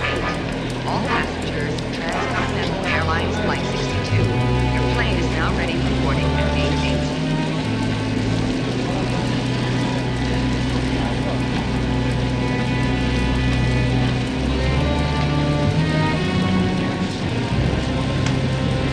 Flight 51, Baja Airlines, is now arriving at Gate 16. Baja Airlines, Flight 51, now arriving at Gate 16.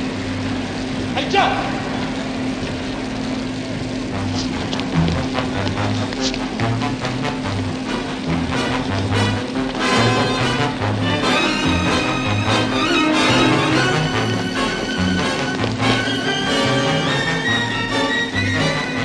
California Airlines announces the arrival of Flight 103 from London, Glasgow, and Sheffield at Gate 3. Flight 103, California Airlines, now arriving at Gate 3.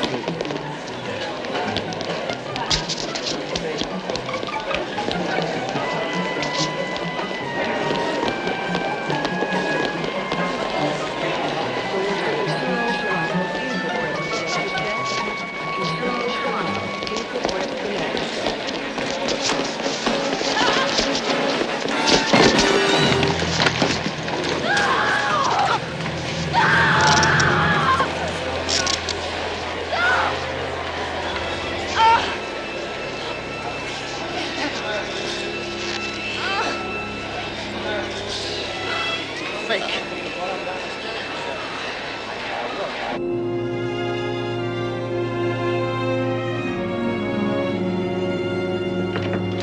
Anybody call for a male nurse and 2 used pharmacists? Oh, boy, some people really got it made. Hey, where's the TV? This place is driving me crazy. Did you come to spring me? No, we came bearing gifts. How nice. Day-old daisies. I never promised you a rose garden. Julian Lord sent roses. By the way, he thanks us for pursuing the truth. Isn't that nice? Joe, thank Harriet for sending the candy, but Bill, I gotta get out of this place. Look, Harriet thought the candy was all right. But the kids thought the popcorn was better. Maybe they can get me out of here. Well, here's something that might help. A little poetry by Shelley. Berman? Winters. Maybe she can get me out of here. Bill. Listen, speaking of getting out, I gotta go. I'm doing court. All right, well, listen, thanks. They really are nice. They're nice because they reminded me of you. How sweet. I'll see you in the morning. Can't you come by tonight? Honey, I can't come by tonight. I got so many reports to fill out, I won't be through before... Listen, on second thought, I will come by tonight. What time do you guys close, anyway?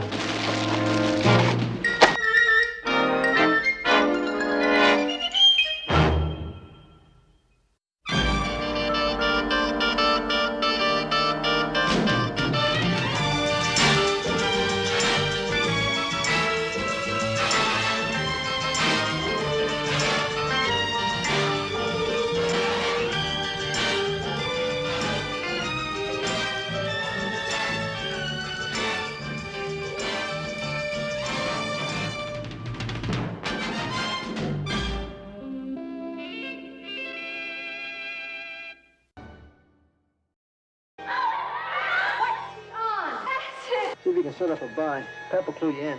Narcotics. I've been working undercover there for 3 weeks. Revert. Man, I'll pay up. But hey, he already paid you. Okay, what's going on in here? Maybe we better teach you a lesson. I was at the stadium when Jerry Cook was killed. That night he called me. He was afraid of the people he was working for. Help!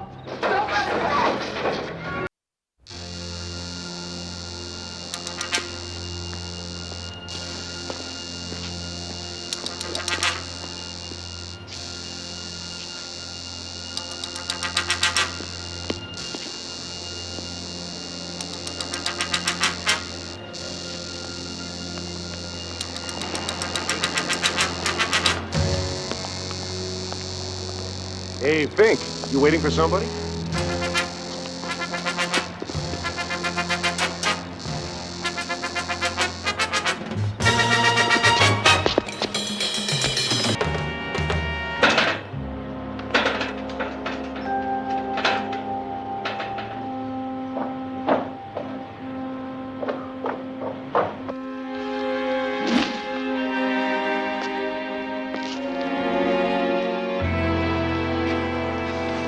Listen, be sure this is all cleaned up before we leave.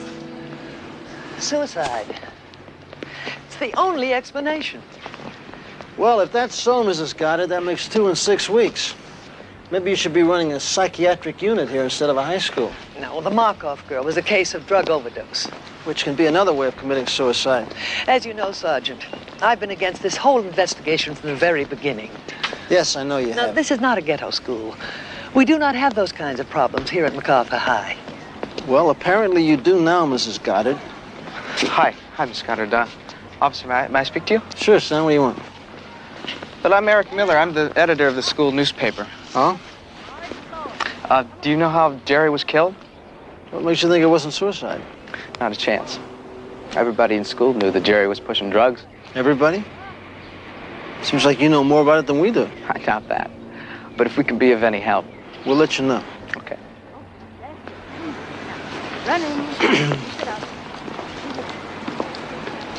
Who is this kid? Well, his father's Walter Miller. He's city councilman for this district. Okay. I'm going to my office. Yes, why don't you do that, Mrs. Goddard? Go. That's it. All right, drop your arm. Okay, now let's roll it around. It's not a bad view. Okay. No, sir. That's it. Roll it way Hey, listen, I'm out. going to be tied up here longer than I thought. Stick it out there. Why don't you get back to the coroner's office and be there when they post the body? Now reverse. Okay. That's now way out. Come on. That's it. Now, touch that fence with your tail. Come on. Stick it out. Reverse. Yeah, doesn't that feel good? No? Okay, reverse. There.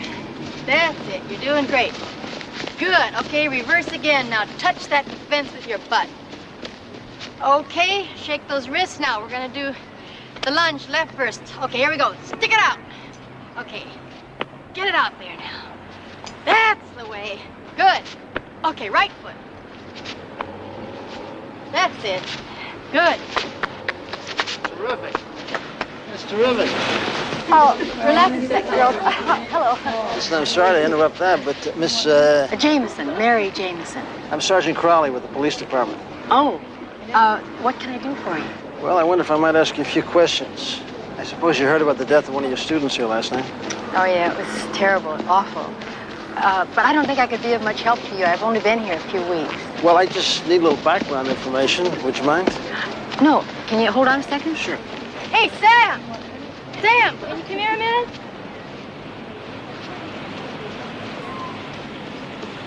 What's up, Miss Jameson? You want to give the girls a thrill and take over my class for a few minutes? Sure. This is Sergeant... Crowley. Sergeant Crowley's with the police department and wants to ask me a few questions. This is Sam Jennings. Hey, it's a real pleasure, Sam. I certainly know that name. You do? You bet I do. You were all city 3 years straight right here at MacArthur, and your second year with the NBA, you were all pro. Sure, I know all about you, man. Well, it's a shame that trouble you have with your knee. Yeah, thanks. Sam works for the school now, equipment manager. Is that right? He's all yours, girls. Nice meeting you, Sam. Thanks. Okay, we're going to run in place. Everybody. 1, 2, 3, 4, 5. How's it going? Oh, it was going great till last night. Found out about it. Huh? Somebody. Who? Somebody, whoever's behind this, and I think probably from off campus. Then you think it was deliberate? Oh, I can tell you one thing. He didn't jump. Brunette, second row, second from the left. Oh, yeah. What about her? Who's she? Monica Stewart. She was very close to Jerry. Well, maybe you better keep an eye on her. Is there anything you need? I think we better put Linda Daniels undercover, too. Pep, do you think she can pass for a 17-year-old? I don't know. I got a date to stop by her place after school. Listen, how's it going? It's okay. I don't mind the gym classes so much, but those health science lectures are putting me away. I got a beauty tomorrow. You want to take one guess what it is? The common cold? Guess again. Sex education. Really? What could you possibly teach them? I'll just show them the pictures, okay? Can I help? I better get back. Listen, one other question about Jerry Cook. Besides this girl, Monica. Hey, Linda, I've been looking for you. Pepper. Hi. How you doing? Great. How are you? Oh, just fine. Ron, look who's here. Hi, Ron. Hey, my favorite sergeant. What kind of tickets you selling this time? No tickets today. I need a volunteer. Undercover work? Yeah. I'll do it. Hey, wait a minute. You don't even know what it is. It's a scam, Sarge. Narcotics. Huh? Narcotics. Bad news, man. Now, this is at MacArthur High. I've been working undercover there for 3 weeks. It's where a kid was killed last night. Yeah, that's right. Linda, I don't want you to do it. Why not? Maybe those guys into narcotics, they play rough. Ron, I'm a policewoman. Yeah, for all of 3 months, huh? Hey, I'll find you something real soon. I can get somebody else for them. Oh, no, you don't. You've got your volunteer. And you stop being a male chauvinist pig. Okay. Hey, but take care of her for me, will you, Pep? You got it all wrong. She's gonna take care of me. See you later.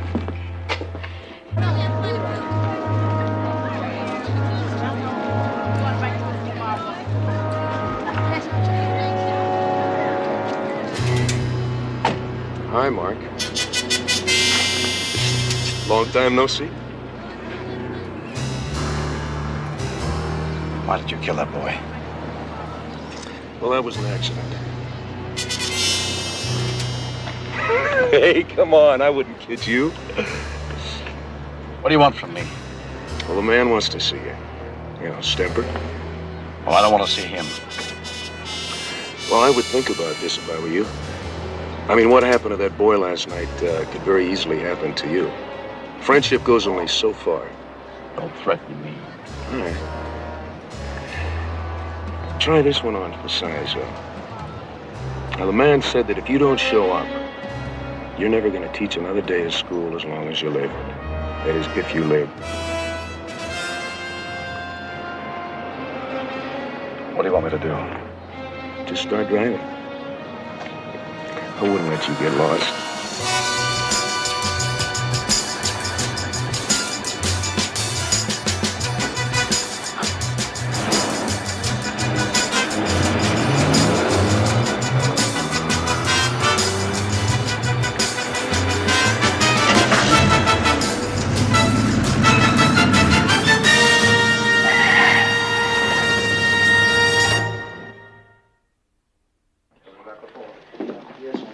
Sergeant, we've been working on this problem at MacArthur for the past 3 weeks. The only result is another dead student. Mr. Miller, I told you in the beginning it wasn't going to be easy. Now, you remember this was your idea. Certainly, it was my idea. MacArthur High is in my district. It has become a hotbed of narcotics abuse. I owe it to my constituents to do something about Miller, it. let me tell you something. Now, MacArthur is no better and no worse than most suburban schools today. But it's not going to do us any good to go in and start arresting the kids who are pushing the stuff. It's the suppliers we have to nail. Now, that takes time. I said it before. All right, it takes time. all right. I don't expect miracles. I'm sure you're doing everything that's possible. Well, I appreciate that, Councilman. I am doing everything that's possible. By the way, you didn't tell me that you have a son at MacArthur. Eric? Yes. Senior. I met him. Seems like a bright boy. Wonderful boy. Straight A student. Listen, Mr. Miller, you're going to have to excuse me. I got Sure. a meeting here with some of my I'll people. get out of your hair. Well, I'll try to stay out of yours.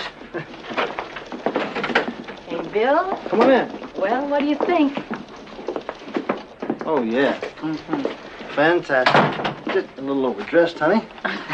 Absolutely fantastic. She looks molestable, doesn't she? Right. Here's the guy that was Jay Stemper. What did I tell you?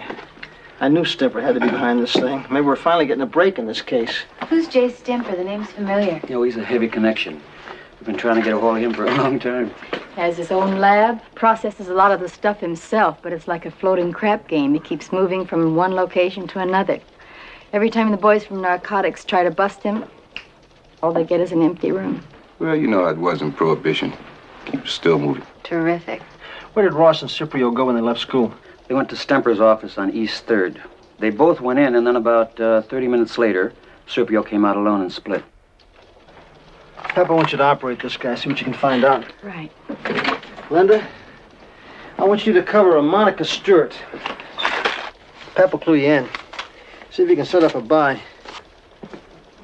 What's this? Little present. Reds, whites, uppers, downers. Name your own poison. You may have to pop a few on campus to make it look good. What is it, sugar? What, you think we're going to waste the real stuff?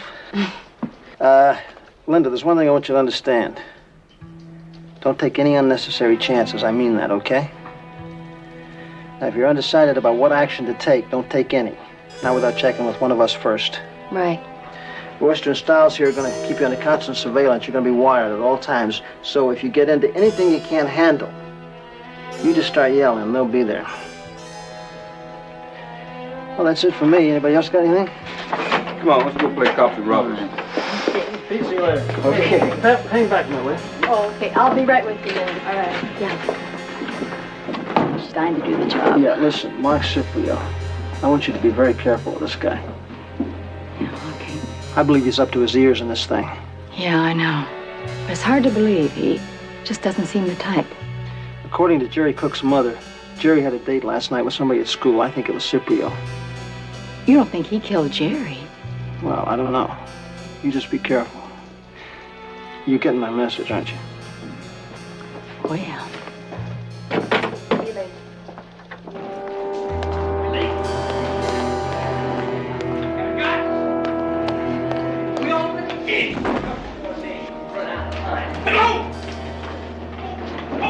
We late? It's on your last week, man. Now pay up. I haven't got.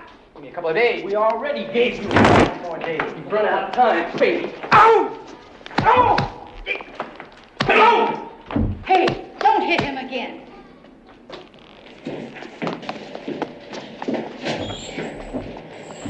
Okay, what's going on in here? Mind your own business, lady. Yeah, the girls' washroom is down the hall.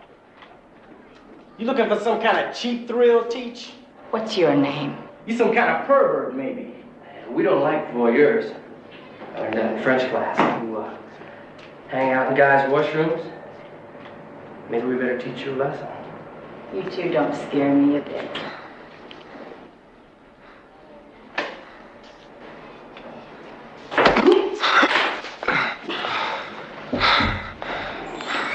Hey, what's going on? Teacher got in the wrong washroom by mistake. Yeah, we were just giving her directions. That's right. It was my mistake. You guys get out of here. We better get out of here, too. I hate to explain to the next one coming through that door what we're doing in the boys' room. Come on. What happened in there? Oh, just a little hassle. Yeah, I know about those bombs. They're bad news. You should report them to Goddard. I just as soon let it go for now. It's easier than trying to explain how I got involved anyway. Listen, I'm late for class. I'll see you later.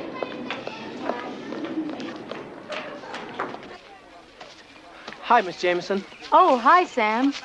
That police sergeant you were talking to yesterday. Yeah? He have anything to say about what happened to Jerry? No, not much. Why? I don't know. I just think he should ask me. I know more about what goes on around here than anybody.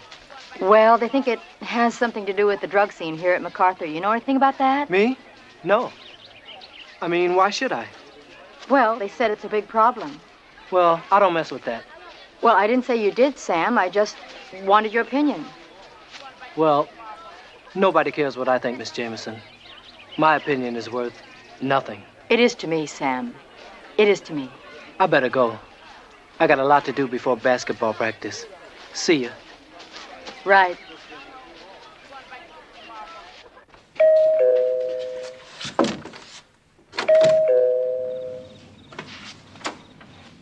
Hi. Hi. Am I disturbing you? No, come on in. I was just having a little drink. Thank you.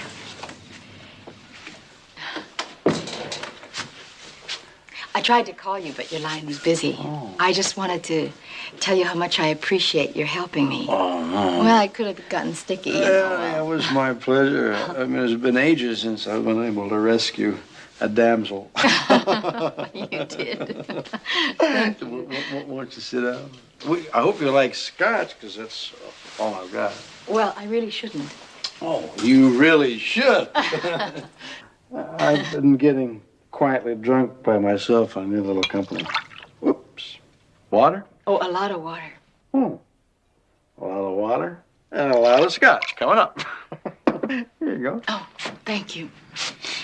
Cheers. Sure, why not?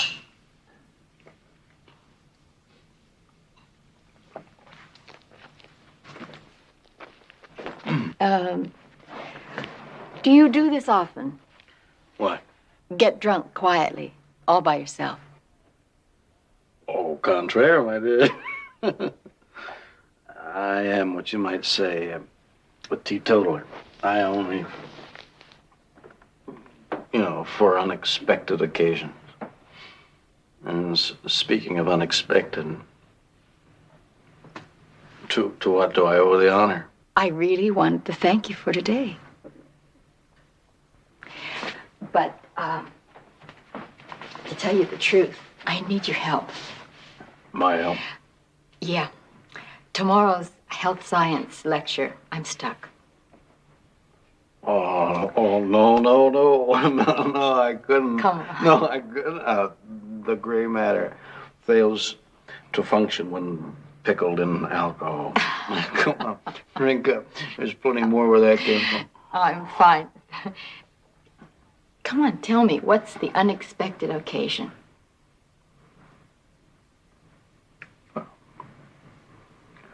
It's, what you might say, a wake. Oh. For Jerry Cook. No. For me. I'm laying to rest the man that never was. The phony Mark Ciprio. What do you mean, phony? The big shot idealist who never practiced what he preached. Oh, I think you're being a little hard on yourself. You're the most admired teacher at MacArthur. Correction. Was. What are you talking about? Well, this is, you might say, the real reason for this is for me to get enough courage to write a letter of resignation. But why? Let's just say I'm a coward. Another dead soldier. Almost said student. Another dead student. Oh, God.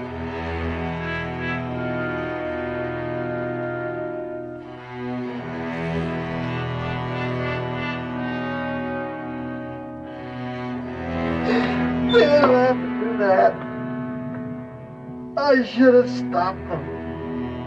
I should have been this stupid. It's all my fault. What was your fault? Jerry.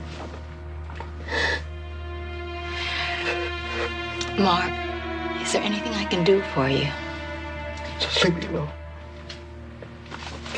Leave me alone.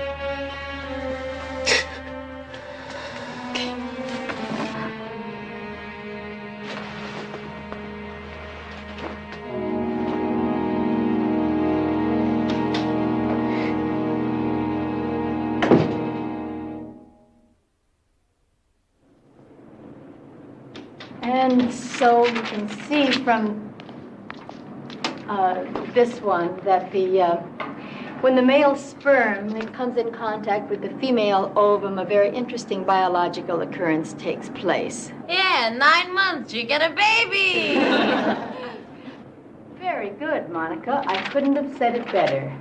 All right, open your book to page 85. It said in the office to give you this. Mary Jo Collins. Oh, we have a new student, Mary Jo. You transferring from out of state? Yeah, well, my dad got transferred. And I know all about that sex stuff. I had it all in Phoenix. I'm sure you did. Why don't you sit by Monica? She seems to know all about the subject, too. Okay, you got them open to 85. It's right next to 84. Monica, why don't you tell Mary Jo the homework assignments? In this course, honey, it's all homework. Yeah, but you just can't be late with your assignments. Hi. Welcome to Big Mac.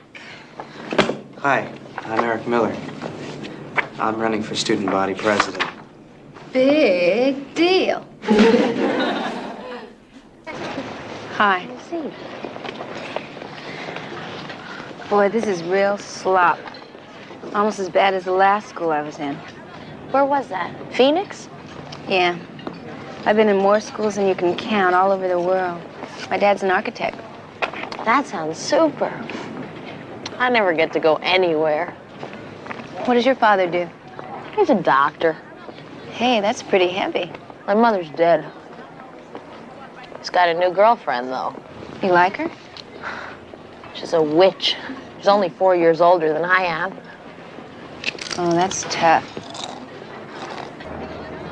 Okay. Mark? Hi. Hi. How do you feel? Rotten. I'm not surprised. I made a fool out of myself last night. I'm sorry. Don't be. It happens to everybody sometime or other. Did I say anything out of line? I really wasn't paying much attention. Oh. You had quite a bit to drink. Yeah, well, I'd like to make it up to you. Oh, would you like to have dinner tonight? No, you don't have to do No, that. really, I'd like to. I know a little place. Pick you up about 7:30. Sure, why not? It's good.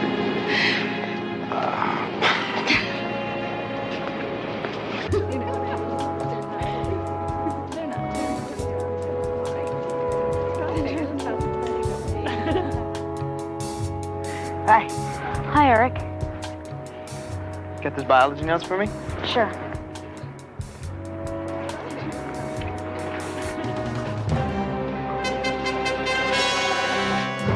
Good. Here's the ones from history. Thanks. Don't forget to vote for me Friday. Right. Bye-bye.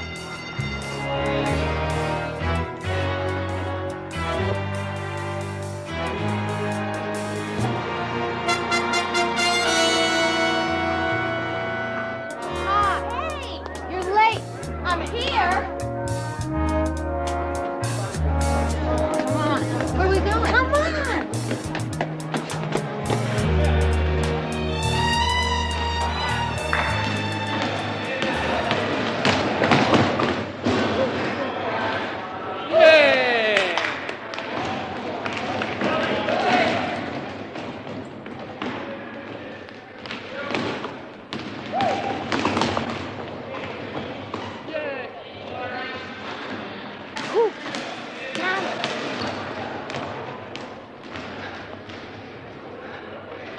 Hi.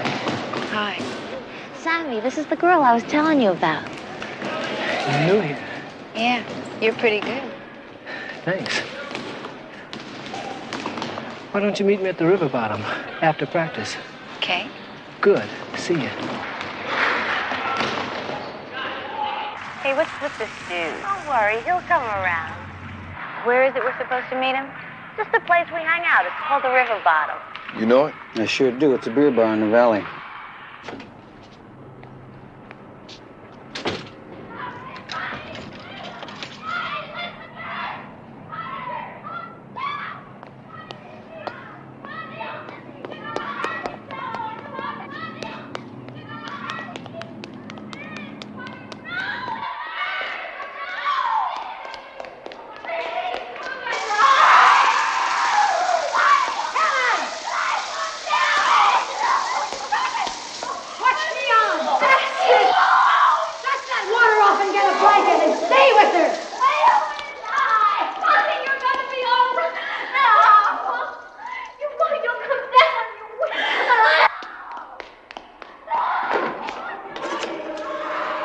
Police emergency. This is Sergeant Anderson. Request the ambulance immediately at MacArthur High. Girls' gymnasium. Please hurry. Right, on the double. No, Bill. The ambulance is on the way now, and I can handle the arrest here. What about Linda? She's out making a buy. All right, talk to you later. Mr. Anderson, hi. I heard about what happened. It's terrible. Can you give me a few details so I can write a story on it? Yes, Eric. As a matter of fact, I want to talk to you about a lot of things. Down at headquarters. Come on, hang in there, baby. Don't quit on me now. I did it. That's 84,000. You'll never beat that, Sam. Oh, okay. I surrender. That's $5 you owe me. Where'd you learn to play like that? Well, the guy I was going with in Phoenix taught me. Listen, I'll play you once more. No way. I gotta go to the ladies.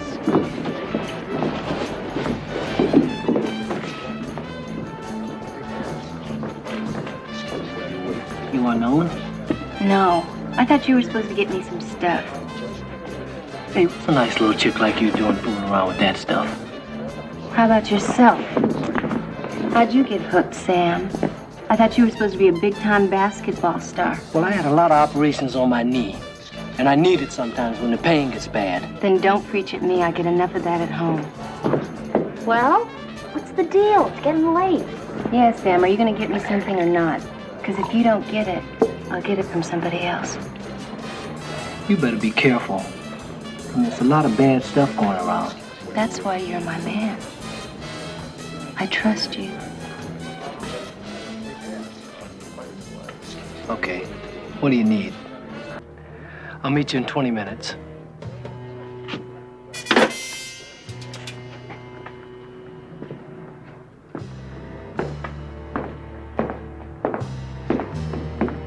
Okay, let's go.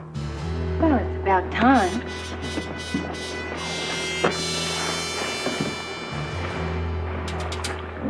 Why don't you, wait for me at the bar? I want to say something to Monica. Secrets?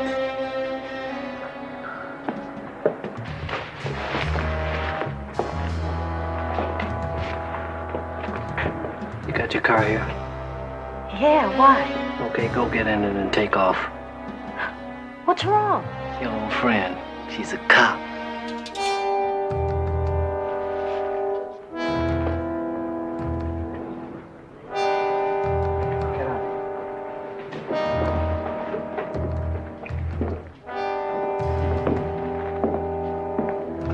Okay, let's go. Hey, what's going on? That's the Stewart chick, man. Yeah, I know that, man, but where's Linda and Jenny?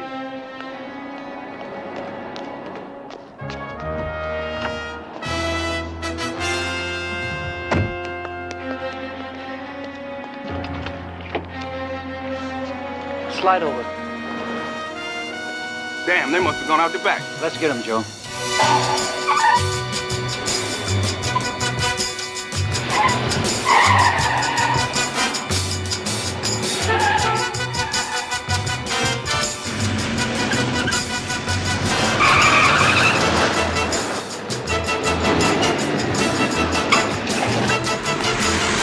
Nothing. We blew it, man.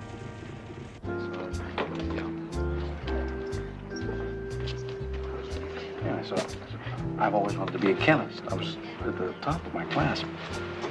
I thought I'd work for a large corporation. Thank you. And develop a whole flood of new synthetics to make $1 million. My wife died. Oh, I'm sorry. And all of a sudden, I lost my drive. Making money didn't seem to mean anything anymore. So I turned to teaching. And I enjoyed it, you know. But last night you said you were going to resign. I did. Yeah. It's a career decision I have to make. It's funny, I feel like I'm back where I started from. You don't really mean that. Shall we order?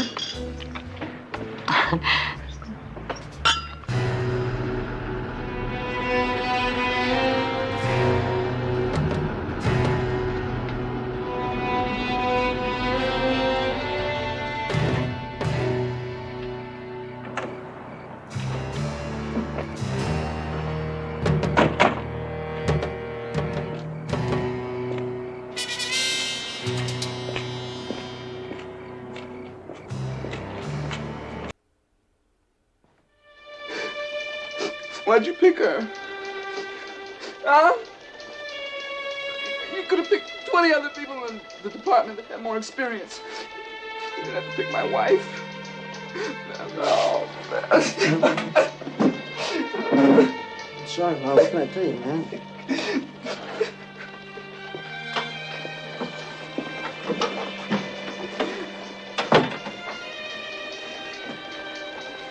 Would you tell me what in God's name I can say to this man? What I do say, I'm sorry that I get your wife killed. I'm sorry she got beat to a pulp because we screwed up. We blew the tail. What the hell can I say to her? Okay, you can blame yourself. There's nothing we can do. It just happened. Besides, I'm the one who picked her. I'm as much at fault as anybody. If you're going to blame somebody, God knows I'm sorry, too. My God, this is a rotten business. Sure is. What are you standing there for? What do you got on Sam Jennings? Nothing yet. We have an APB out on him. Charlie, what the hell is going on? Let me tell you something, Miller. Now, I'm not ready for you. I had your son picked up because I got enough evidence on him. He's guilty up to here in this thing. That's impossible. Councilman, there's a girl today who almost died of an overdose, and just before they put her in the ambulance, she told me it was Eric who sold her the stuff. Well, you can't be sure. I hope not, for your sake. So you saying you're certain you were nowhere near the campus when Jerry Cook was killed, right? Somebody would tell me what's going on here. In a minute. Hey, Joe.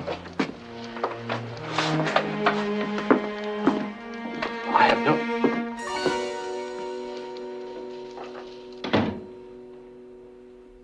What are you doing here?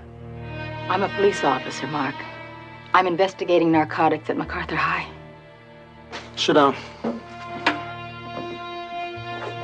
on, you know what this is all about, son. No, I have no idea. Come on, man. We're not in any mood to play games with you. Now, one of our policewomen was killed last night by some of your dope peddling friends, and we think you're involved. It's funny. What's funny? I was gonna tell you all about it when we got home. Yeah, well, you just tell us all about it now. I was at the stadium when Jerry Cook was killed. Why were you there?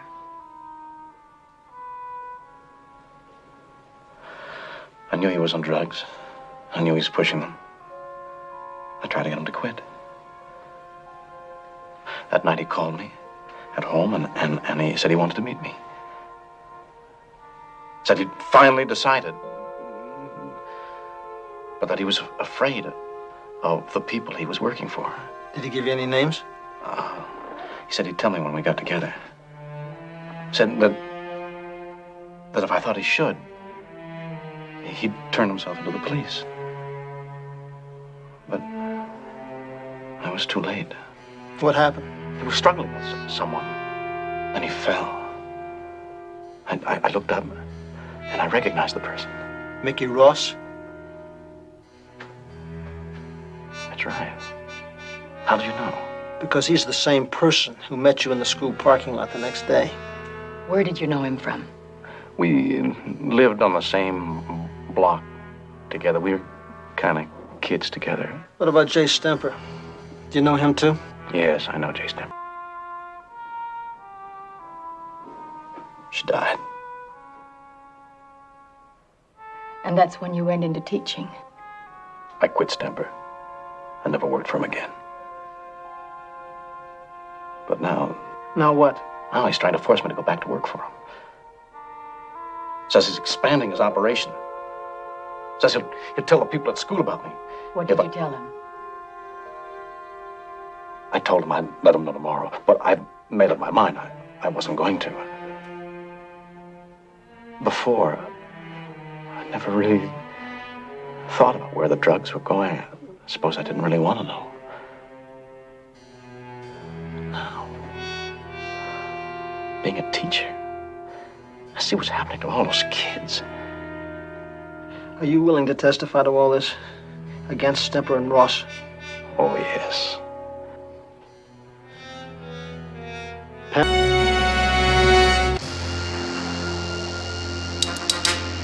12Y52 to 12Y50. 12Y50, go ahead, Pete. Yeah, I just picked up a call from 54 at Stemper's lab. Shooting in progress. Thought you'd want to know if you weren't on the line. 12Y50, roger, Pete, we're on our way.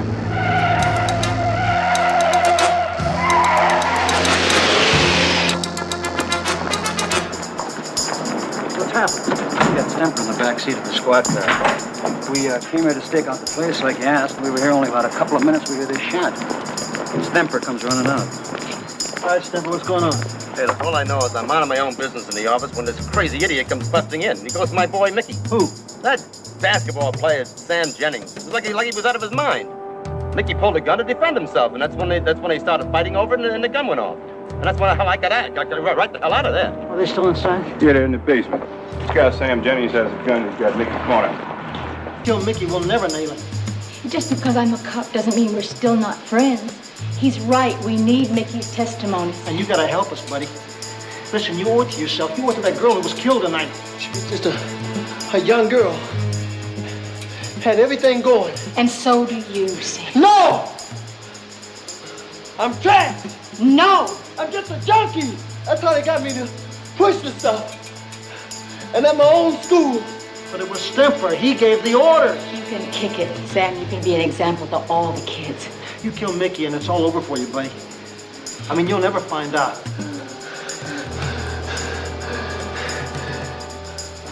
Believe me, Sam.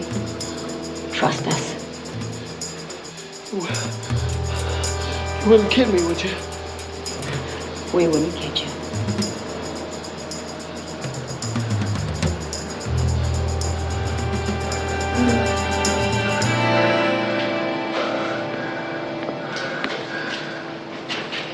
Okay, now look. We've got confessions from Monica Stewart and Sam Jennings that you were involved in pushing drugs at MacArthur High, plus a statement from Bonnie Holmes. Now, you got anything to say, Art?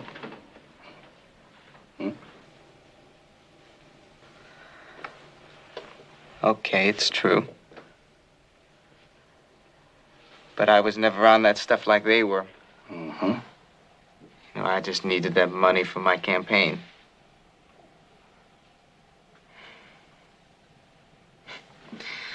My dad taught me that. You gotta have a lot of money to run a decent campaign. And a red-hot issue to interest the voters. He'll understand. Get me out of this. He was a great attorney. I thought, you know, just a prank.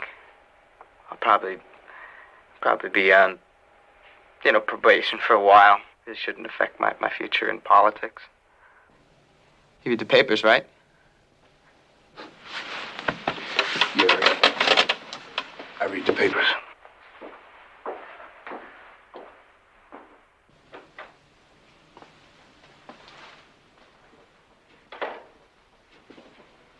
I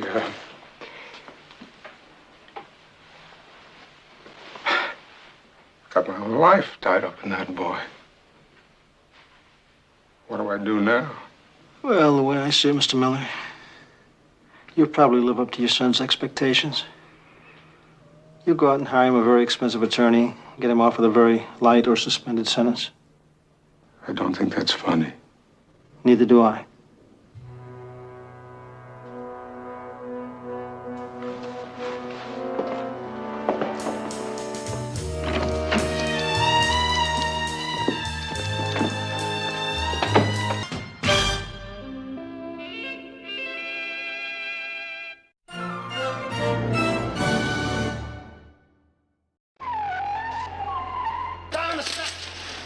The action's changed. We want you undercover. The important thing is you gotta stay close with this guy Diamond. Mr. Diamond. I told you, move it, Angel Face! Something with Diamond and she won't contact us. Did you ever stop to think that maybe she can't? I don't care what you think, Mr. Moulton. All you know how to do is use people. Well, what if I don't believe that? It's the truth, I swear. Place your bets, ladies and gentlemen. We have a new lucky shooter coming out. Five shooter, Mark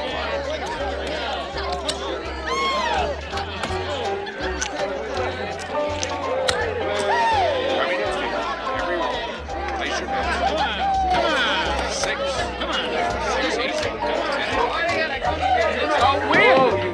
7 away. How you doing, pal?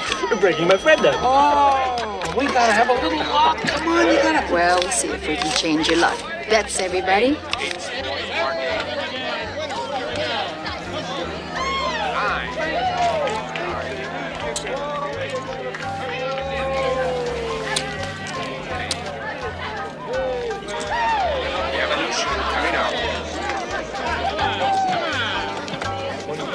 8, made it easy.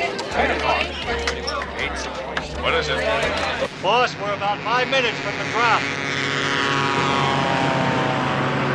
5 minutes? Okay.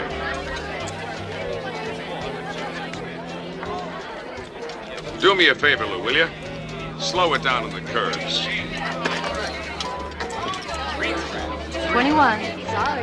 Well, what are we gonna do about that? What are we gonna do about Better luck next time. And we have a new shooter coming out. Oh, still my kind of woman, honey. That's the way to prove it, honey. E11. Winner, 11. Pay the line. Let's go over to the Same lucky The shooter. crop's in. Hey, you're really high roller, Henry. Mark 8. Pretty good, huh? Let me tell you something, kid. They can't do without me. Who's that? Hey, sourpuss. Somebody take you for a bundle? If they did, Karen, I'd send you right in there to get it all back. Excuse me. Coming in every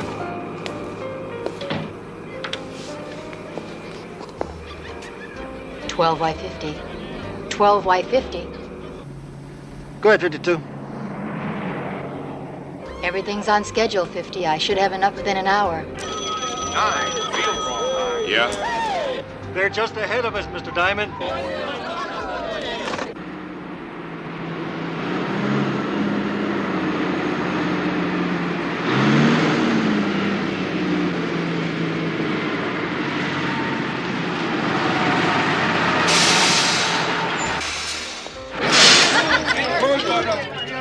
It's just a short stop, ladies and gentlemen. Nothing to be concerned about. Just keep on going. Have a good time. Come on, let us. Oh, I'm good. Henry. All right, step Boss 6. wants to talk to you. There's a car outside. We just got started. Henry, the boss. 6. Hey, look, why don't I go along with you? Maybe later we can pick up on those broads. No, I don't. Sure, it's okay. He's a friend of yours, Henry. Oh, Come yeah? on, Sammy. Hey, great. 7. Here we go, 7. Let's go.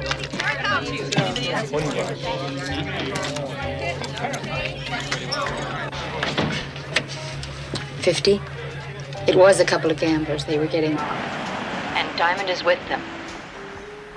Bill, I'll need about another hour or so to nail down the principles.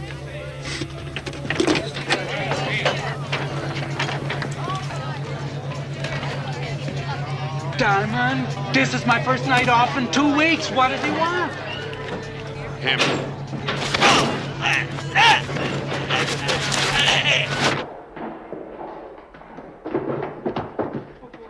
What we coming here? He shouldn't be here. You know that? Yeah, but do you know it? You know, Henry, you got a big mouth when you drink. You make friends too easy. Hey, what is this? It's your friend here, Sammy boy.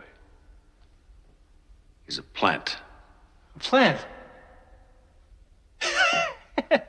Hey! Oh, come on, that's crazy. I'm a friend.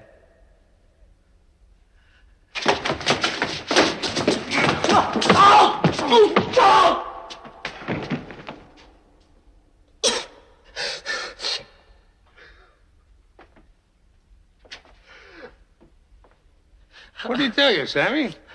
Look, you got it all wrong. At 2 o'clock this afternoon, you took a bus. The second and Grand. And you took a taxi to the Belmont Hotel. You met a man there and you had a conversation. We tailed that man, Sammy. He went straight to the State Building. Hey. That couldn't be. The guy I met is my friend. Wait. He told me he was being audited by the tax people. That's why you went there. Honest. Oh!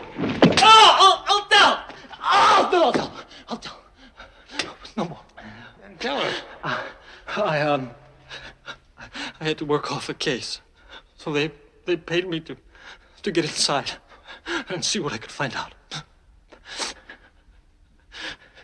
Honest, I swear. What'd you say to the man? Just that I ran across Henry. They talked about making some counterfeit plates, driver's licenses, passports, stuff like that. You rotten! Money? What about money? Yeah. About the phony 20s.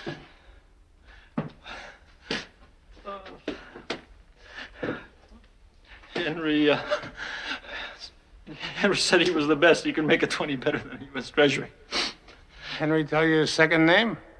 I don't know what it is. Everybody call him Henry. The man said it wasn't enough. He said he needed more to find out who he is. Yeah.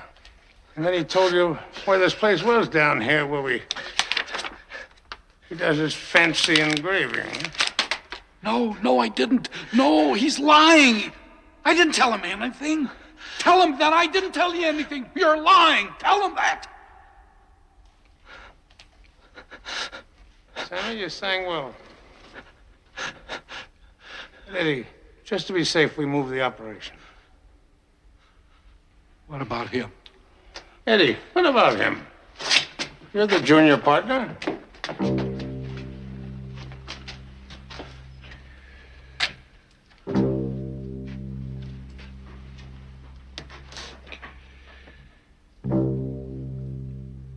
Ink. Hank?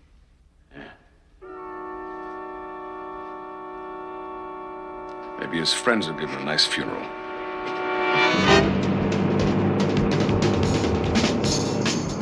by 50. This is 52. Anytime you want, Bill, I have enough. By the way, don't let them book me into that crummy jail. Food's lousy and the company's worse. All right, let's take them. Okay, Joe, we're moving in. Get your lights over. Roger,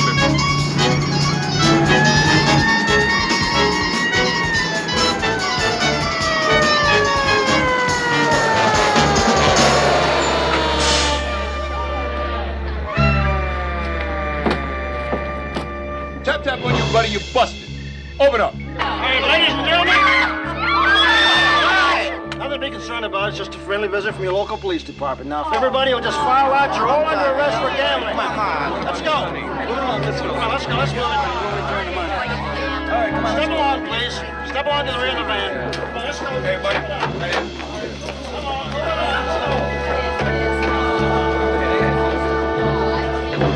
Damn, when did you get out? It's good to see you. Keep moving it, though. Come on. I wasn't kidding, pal. You better not stick me in that jail. Let's move it, honey.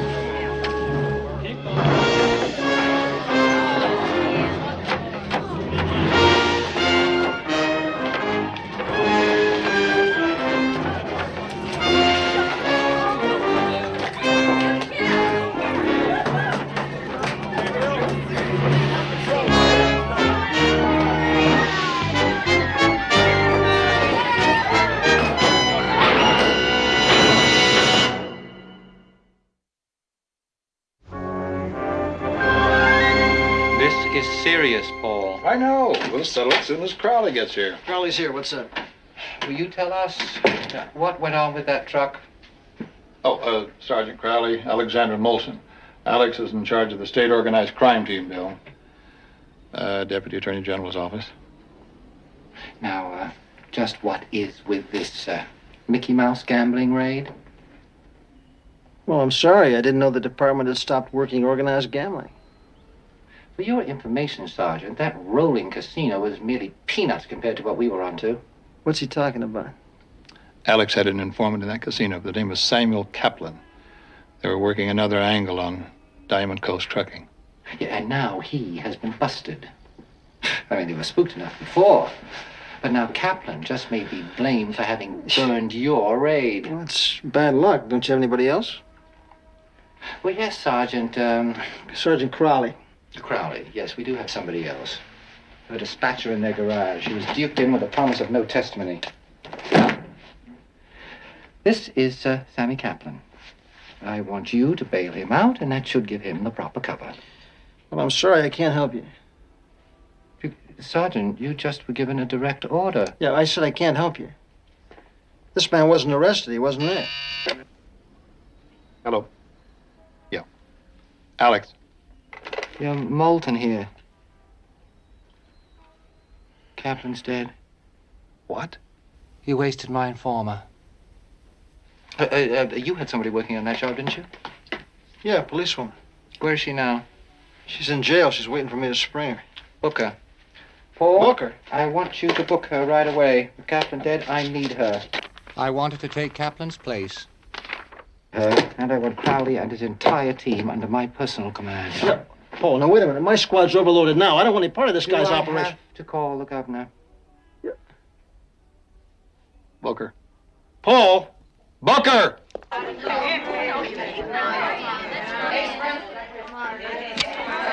Okay, give me a break. Come on, to the side. Move it.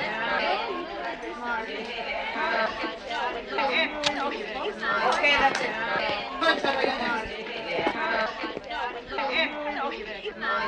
All right, smile pretty now. Who knows? I think the next level of Weight Watchers.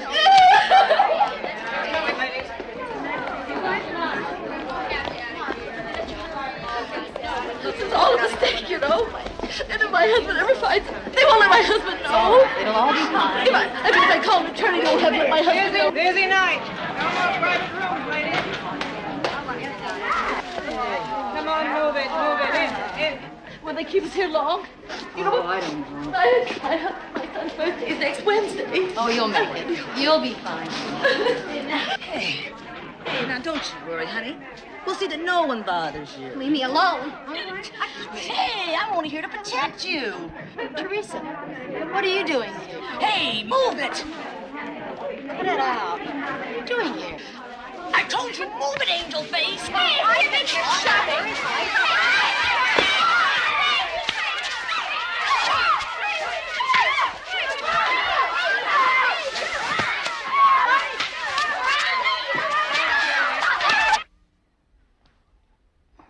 Easy. Ouch. Ouch.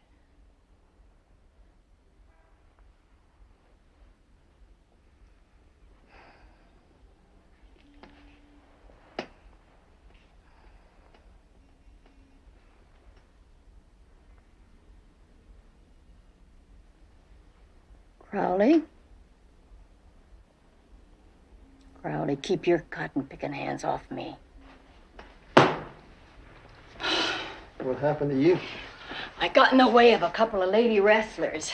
Oh, merchandise still looks pretty good. Talk like that'll get you everywhere. Where are you going? Home. I want to go home. Yeah, well, listen, I want to talk to you about that. We got Pepper, Yeah. you're going to have to stay in this thing for a while. No, I'm not. Oh, no, no. Listen. Yeah, Pep, it's just for a while. The action's changed. We want you undercover. Do you know that everybody we busted last night's getting bailed out by the organization? Well, we want you bailed out the same way. Who is we? And what's the reason for my staying in? It's the chief's orders. We got your new apartment, honey. This is the address. Yeah. Is that New Franklin? Now, get out of here. You still haven't answered my question. I don't have the answers, Pet. The important thing is you got to stay close with this guy Diamond. He's out there right now making you bail. String him along, honey. See if you can work yourself into another job with him, you know what I mean? We'll be in constant touch, really. Sure, give me the key. Come on, now, you love the action. You know you do. And you never take advantage of it. Maybe on Wednesdays. I think just Wednesdays. There's a girl in my cell, Teresa Collins. I know her from back home. Do me a favor. Check out why she's in jail and what she's doing in town. You think she knows you're on the job? Oh, I'm sure she does. Could be bad news, huh? What'd you expect from jail, Mary Poppins? Clemens, Janine.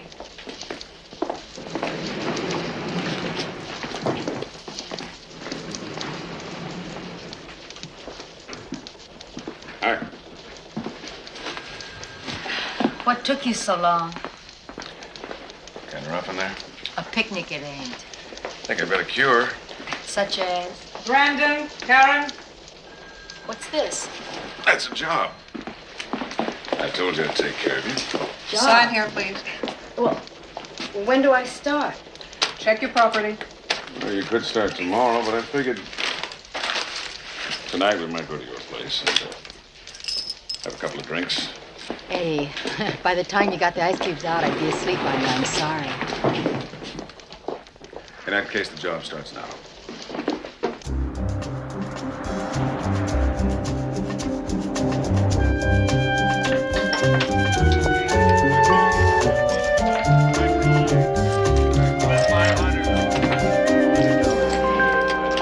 Good afternoon, Mr. Massera.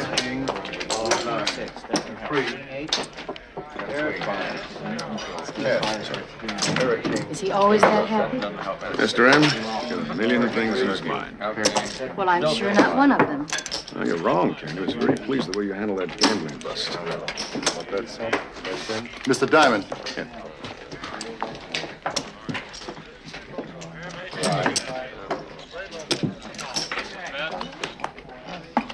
No balls, my game.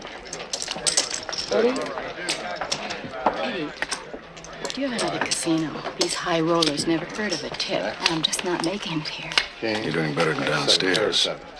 I tell you, Karen, it takes a lot of trust on Mr. M's part just to have you working up here. Okay, so I'm trusted. Have you heard of the high cost of living? I'm not making enough money. That's It'll what I get was better, trying to I promise. Okay, Godzilla. Watch the hands. This is the latest picture we have of Massera, the capo. You know, that was just taken by one of our undercover men last week at his birthday party. And here, as you well know, we have the consigliere Eddie Diamante, alias Eddie Diamond. Now, he was sent out here from the east by the syndicate council as sort of a, an heir apparent. Oh, keep your eye on Massera. He's getting sick, he's getting old. You know, the usual conglomerate M.O. Now, the Coast Trucking got into financial difficulty and the mob loan sharked its way in. 10% is legitimate. The other 90%, however, skims the casino, along with loan sharking, cigarette smuggling, drug shipments, and somewhere counterfeiting. But you have no proof. Well, no, that's what Eddie Kaplan was after. Tell me something, do you recognize him? He was in the casino. He got off with Diamond and another man when we made a stop. This other man, was he in his 50s, little chubby, bald? Yeah, who is he? Henry. We're not sure of his last name. We have reason to believe that he could be the engraver. Over $1 million in counterfeit 20s has been pumped into this area in the last 6 months. Uh-oh. Like this one? Henry, my big tipper. Huh? Well, I tell you, that cinches it. The executive club is just another one of their fronts. You are with the right people. Well, I'm just not sure I want to continue working with your organization, Mr. Moulton. But, Sergeant, you have been ordered to. And maybe get herself killed like Kaplan? But that was unavoidable. Well, this time, how do you plan to avoid it? Paul, by using an intermediary. Somebody who is completely above suspicion, whom you can contact.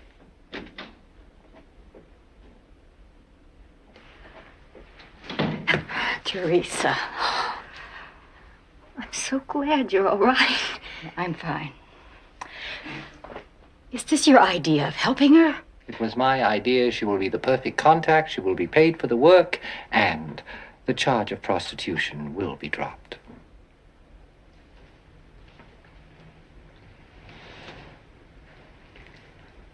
I left home last month.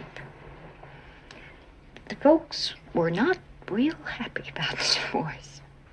I thought I could get a job. Pepper, I needed the money. I just couldn't go back. Why didn't you call me? She will be placed in an apartment near yours, but contact will be made strictly by telephone. No way. Pepper, you gotta have somebody out there. Pepper, Bill. I won't be any trouble. Let me help. Please. I need the money. You're crazy. Could we just have a few minutes alone? I'm sorry. She has to be briefed and located. Perhaps a little later.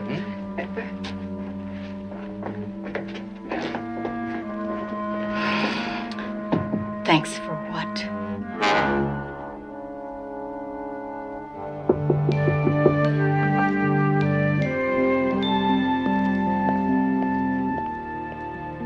Who is it? Diamond.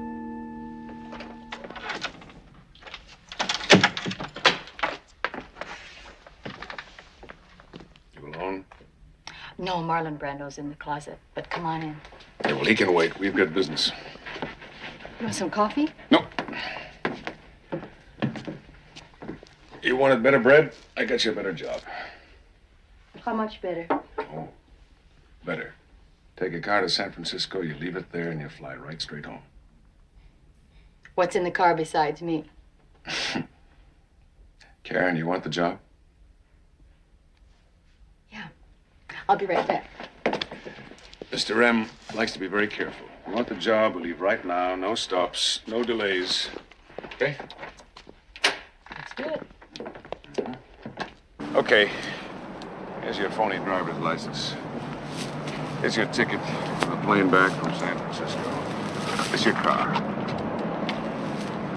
Karen, do me a favor. No stops. Anywhere along the way, all right? You get right to San Francisco International, and you come right back home. And don't get too anxious about, I think the word's transporting. Is that the word? Mm-hmm. I won't get curious. Wasn't it curiosity that killed the little old pussycat? Keys. See you when you get back.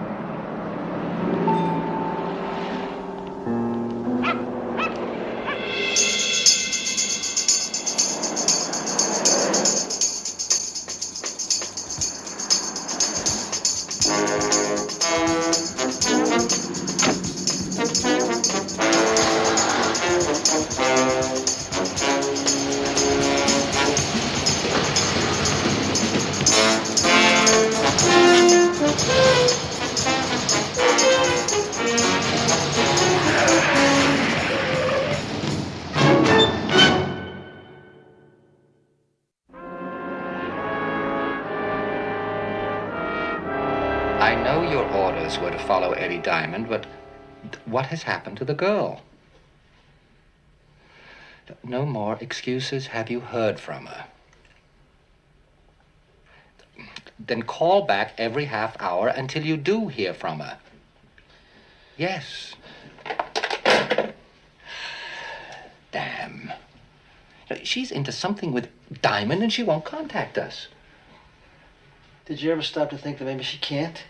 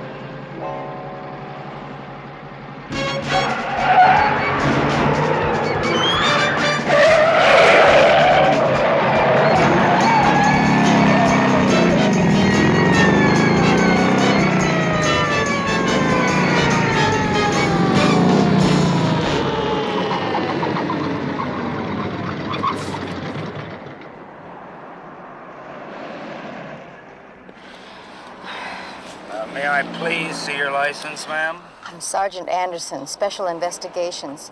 I'm working on a case, and don't look now, but I'm being tailed by that black limo. There's a phone number under this phony driver's license. Call Sergeant Crowley. Tell him I'm heading to San Francisco. Give him a description of this car. You better write me up. So she's doing some kind of a messenger job. Okay, thanks. They got her delivering a set of wheels to a parking lot at San Francisco International. We'll get a team out from our office there to greet her. And do what? But check the car, verify counterfeit money. Moulton, you come near that car, you're gonna burn her and the distributors now until she's out of it. Surveillance only, you understand? Okay, surveillance only. Okay.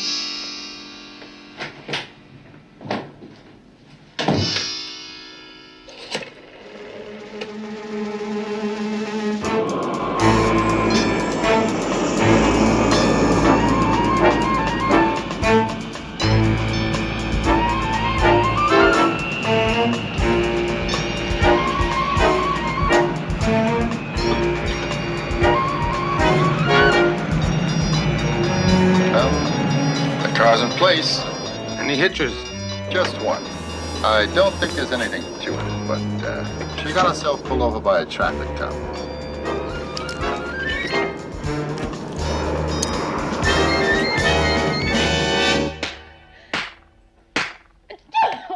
Master! Hey! Mr. Ramsett, stop.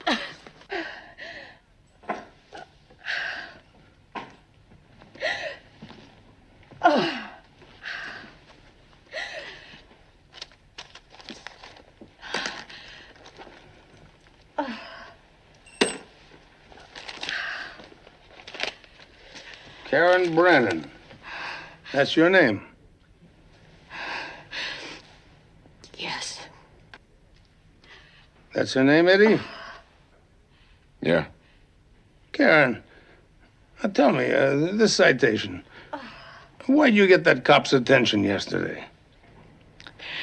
I was nervous, sir. Huh? I'd made a mistake. Haven't you ever gotten a ticket? What if I don't believe that? It's the truth, I swear. The truth?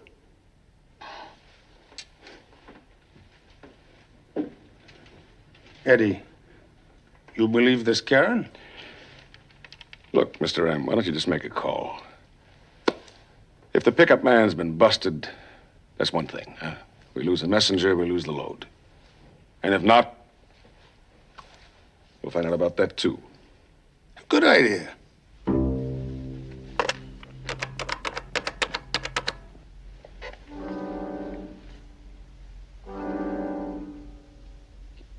Now give me Vito. How'd the pickup go? Okay. It went smooth.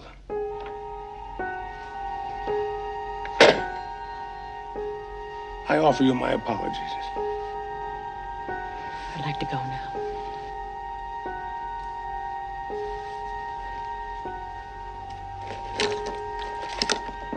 I'll give you a ride home. Thanks, I'll take a cab. I don't care what you think, Mr. Moulton. All you know how to do is use people. Well, you can take your rinky-dink outfit and dump it. Now you I've listen had to me, it. Sergeant. That Teresa's a kid that you forced to play your lousy game. Now you just wait 1 minute, Sergeant. Shut up, Moulton. Would you just try for once to do something right?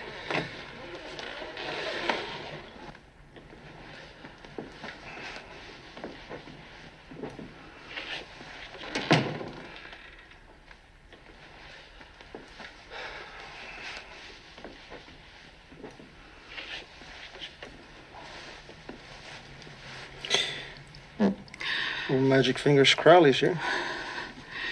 You're as bad as he is. Oh, no, honey, I'm worse. What's the matter? Am I losing my touch? I'm out of it. Bill, I'm really out of it. Don't. Let me explain something to you, Pep. There's a lot at stake here. And things are coming into place for the first time. You can't leave now.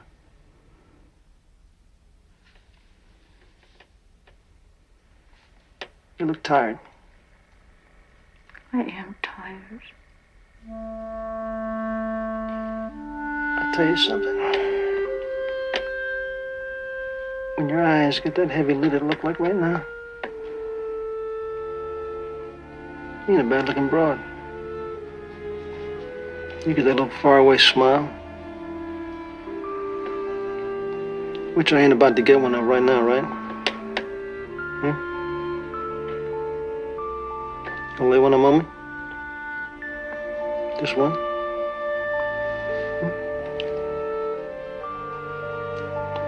Is that it? Well, I guess that's a start. Let's get some sleep. It's all downhill from now on, honey.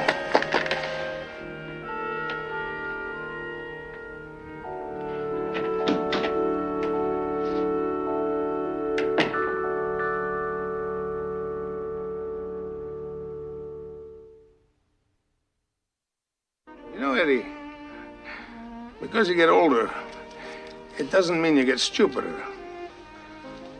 I know why they sent you out here. It's to help you out, Sal. Well, not that I need any help. But I guess they're feeling, sort of concerned about old Sal. You're a lot of good friends back there, Sal. Oh, sure. And I owe them a lot. But they owe me too. Anyway, if they want to make some changes here with these college guys and the computers, that's all right with me. It's funny. Here in California, we eat the salad first. Makes no difference to me. Now, in my town, where I come from, we eat the salad last, before the coffee. So you see, some things never change. And some do. What's the matter? This is my house. And this is my territory. And I make the salad. Okay, Sal. Yeah, we kind of spread the oregano rather liberally back east. I'm sorry. Who is it? Diamond.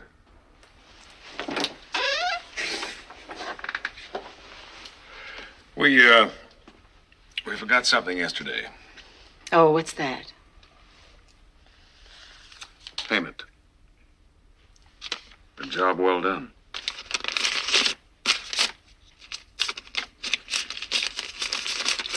I don't see any bonus for the loose teeth. Yeah, I'm sorry about that. And Mr. M is really sorry, too. Everybody's sorry. Look, I'm talking about you and me. Okay, I buy that. The money's good. I need that. So I guess I'll be coming back to work. How about a ride? Yeah, well, we have about an hour. I thought maybe we'd just... Have lunch? You bet. I'm hungry. No, that's definite, sir. Yeah. I have found the San Francisco Distribution Center for the 20s. Yeah. Oh, I'm hopeful that my operatives will locate the engraver very soon. Come in. I'm sorry. Listen, when I find him, I will wrap up the entire organization right along with Diamond Coast Trucking. Macera will be our bonus. What? Oh, yeah, I certainly will, sure. Yeah, so long. Yeah, bye. I wouldn't be at all surprised if you get a promotion out of this. Eddie. Quoi? 10, Eric King. Mr. Diamond. Mr. J wants another 30. What's he in for? 65. He's good for it. new batch goes to San Diego.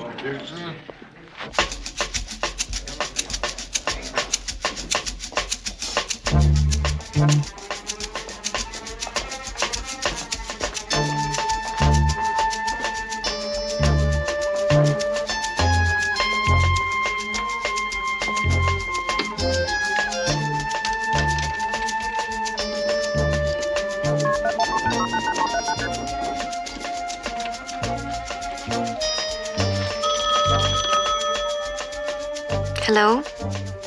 Teresa, I have a message for Bill. The artist is in the pantry.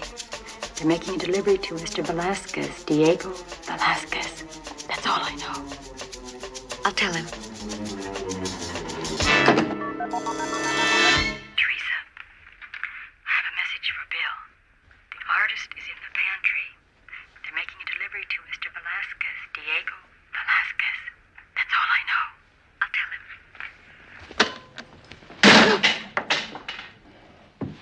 I thought it might be important, Mr. Messera. Scongill, what do you think I pay you for? Who made that call? Dozen women work in this place. I can't make out the voice. Mr. M, perhaps this, Teresa can help. How? You got some magic way of finding her? Mr. Messera, the address is 1640 Allendale, number 2. You see, the clicks can be counted when you put the recorder on slow speed. That gave me the number. I checked it out. Mr. Matthews, you just earned yourself a raise. Oops. Look, Moulton here.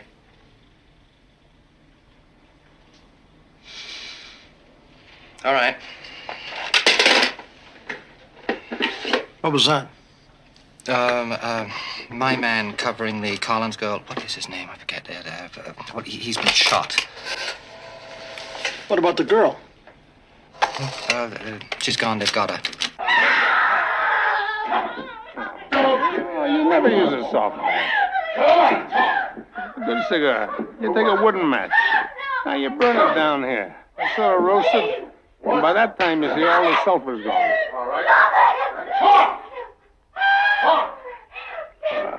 See that? You get no taste in your mouth from the sulfur. What's your cop? It's a very good one, I think. Your cop? How do you get that thing end? Oh, yeah. What? You mean I bite it off? You bite it off? Yeah, but you see, I guess. Funny thing. I carry this around with me. See that? Yeah. That's like a knife. I can cut your finger off. You don't even feel it. You don't use it? No, I never use it. Gives a funny taste in your mouth. Why do you carry it around? Oh, I keep it because a friend gave it to me. Oh. It's Karen.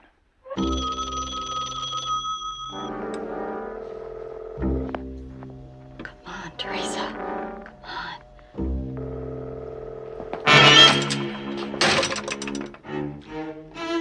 I'm sorry.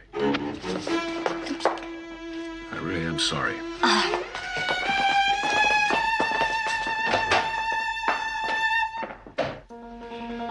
Your security leaked again. Pete, get over here. Walking out with her. Anderson? Anderson.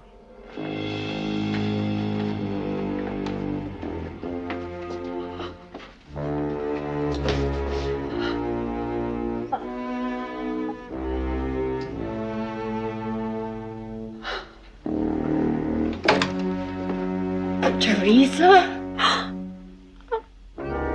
Oh.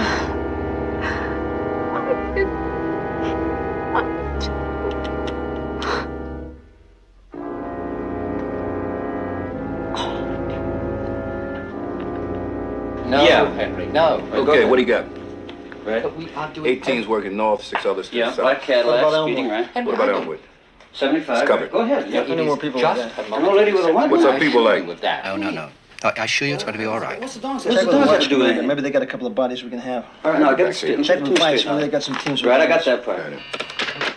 Hey, Pete, what's that? Moulton. Well, I thought they had some. The ring? Yes, Lombard, where are you? With the driver, they stop it, and with this elderly lady. Hold that a minute. Hey, Pete, on two. Okay, good. Go ahead. It's Kincaid. And and it looks like he's leaving. In a Diamond Coast 10-ton twin-screw 4x6. Good work. And there's no trip ticket on this one. Lombard, this is 12Y50. Which way's it heading? West, on Wellington. Okay, let's go. Have all units phone in code 2.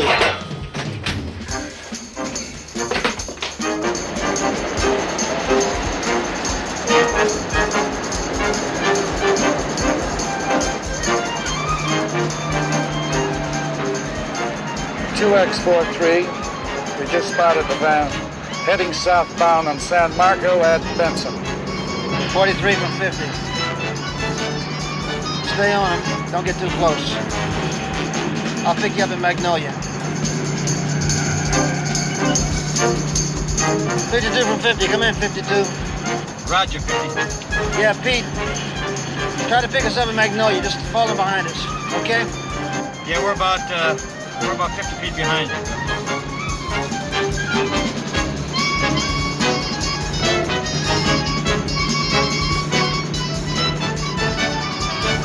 All right, let's go.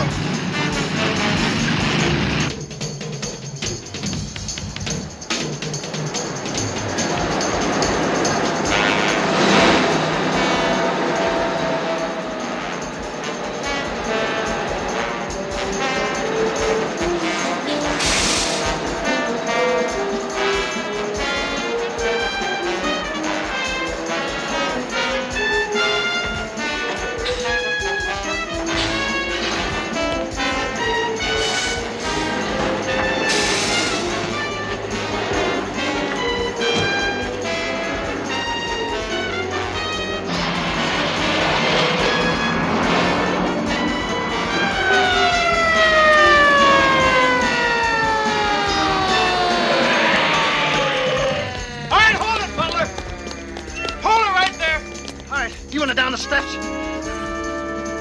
Reach him. Get him up there. All right, then move your tail down here. Let's go. Up against the wall. Spread them. Right in front of this truck.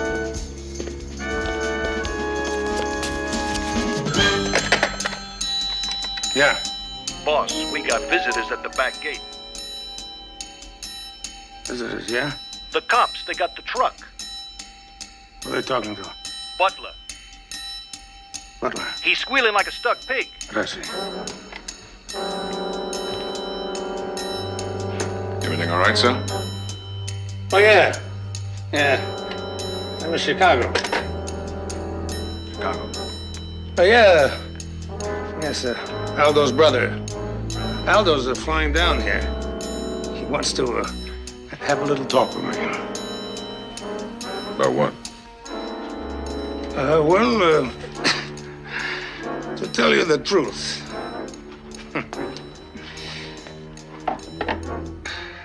retirement. Well,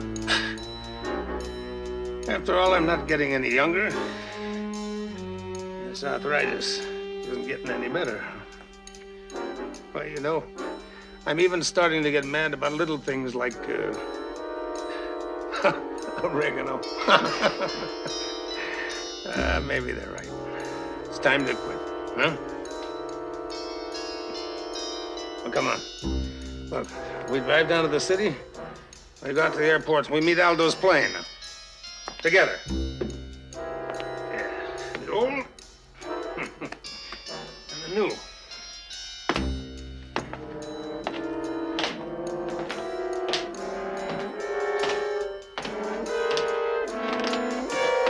No, Eddie. Eddie. The king is dead. Long live the king.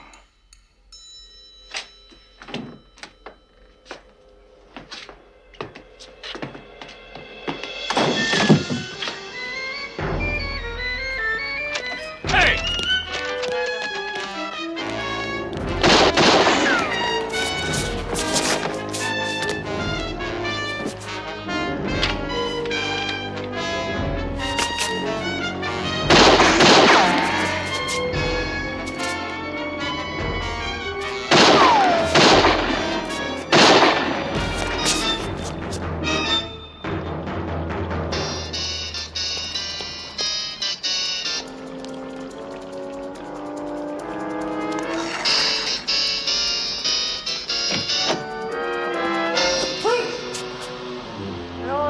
Commandant, I got no gun. And I know my rights. I want to see a lawyer. Where you holding the women, monsieur? Where you holding the women? They're fine. But nobody's hurt. They're in the basement. I want to see a lawyer.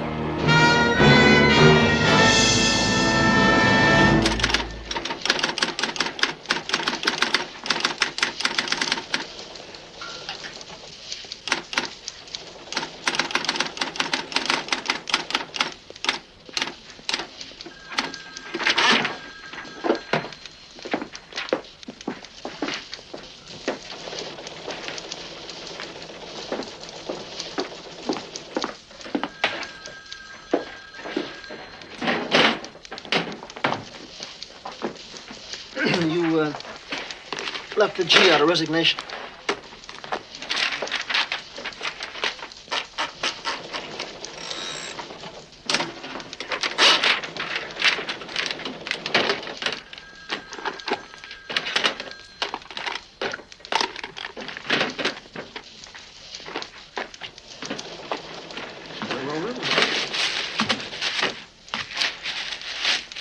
What?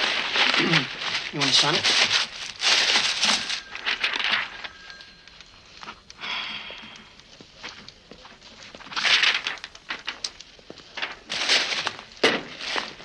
Now, what do I do with it? You really want to know? No? Sign it and send it through. Just like that. Well, if you hurry, you could run off to Mr. Moulton's press conference. Sign it, and I'll take it upstairs. Just gotta get out of here. Well, the game getting too rough for you? Game? I played games when I was a kid. What I can't buy is anything to get the job done, people. I just can't accept it. I'm sorry. Yeah, well, that's the way it works, Pep. Yeah. All anybody can do is his best, and what you did, you did your best. Oh, yeah, I did great. Just great. What about Teresa? Teresa's okay. She'll be all right. Look, you know that if I'd been calling the shots, she wouldn't have been there. But she was there. Okay, she was there. So what do I do? Curl up in a corner and suck my thumb for the rest of my life?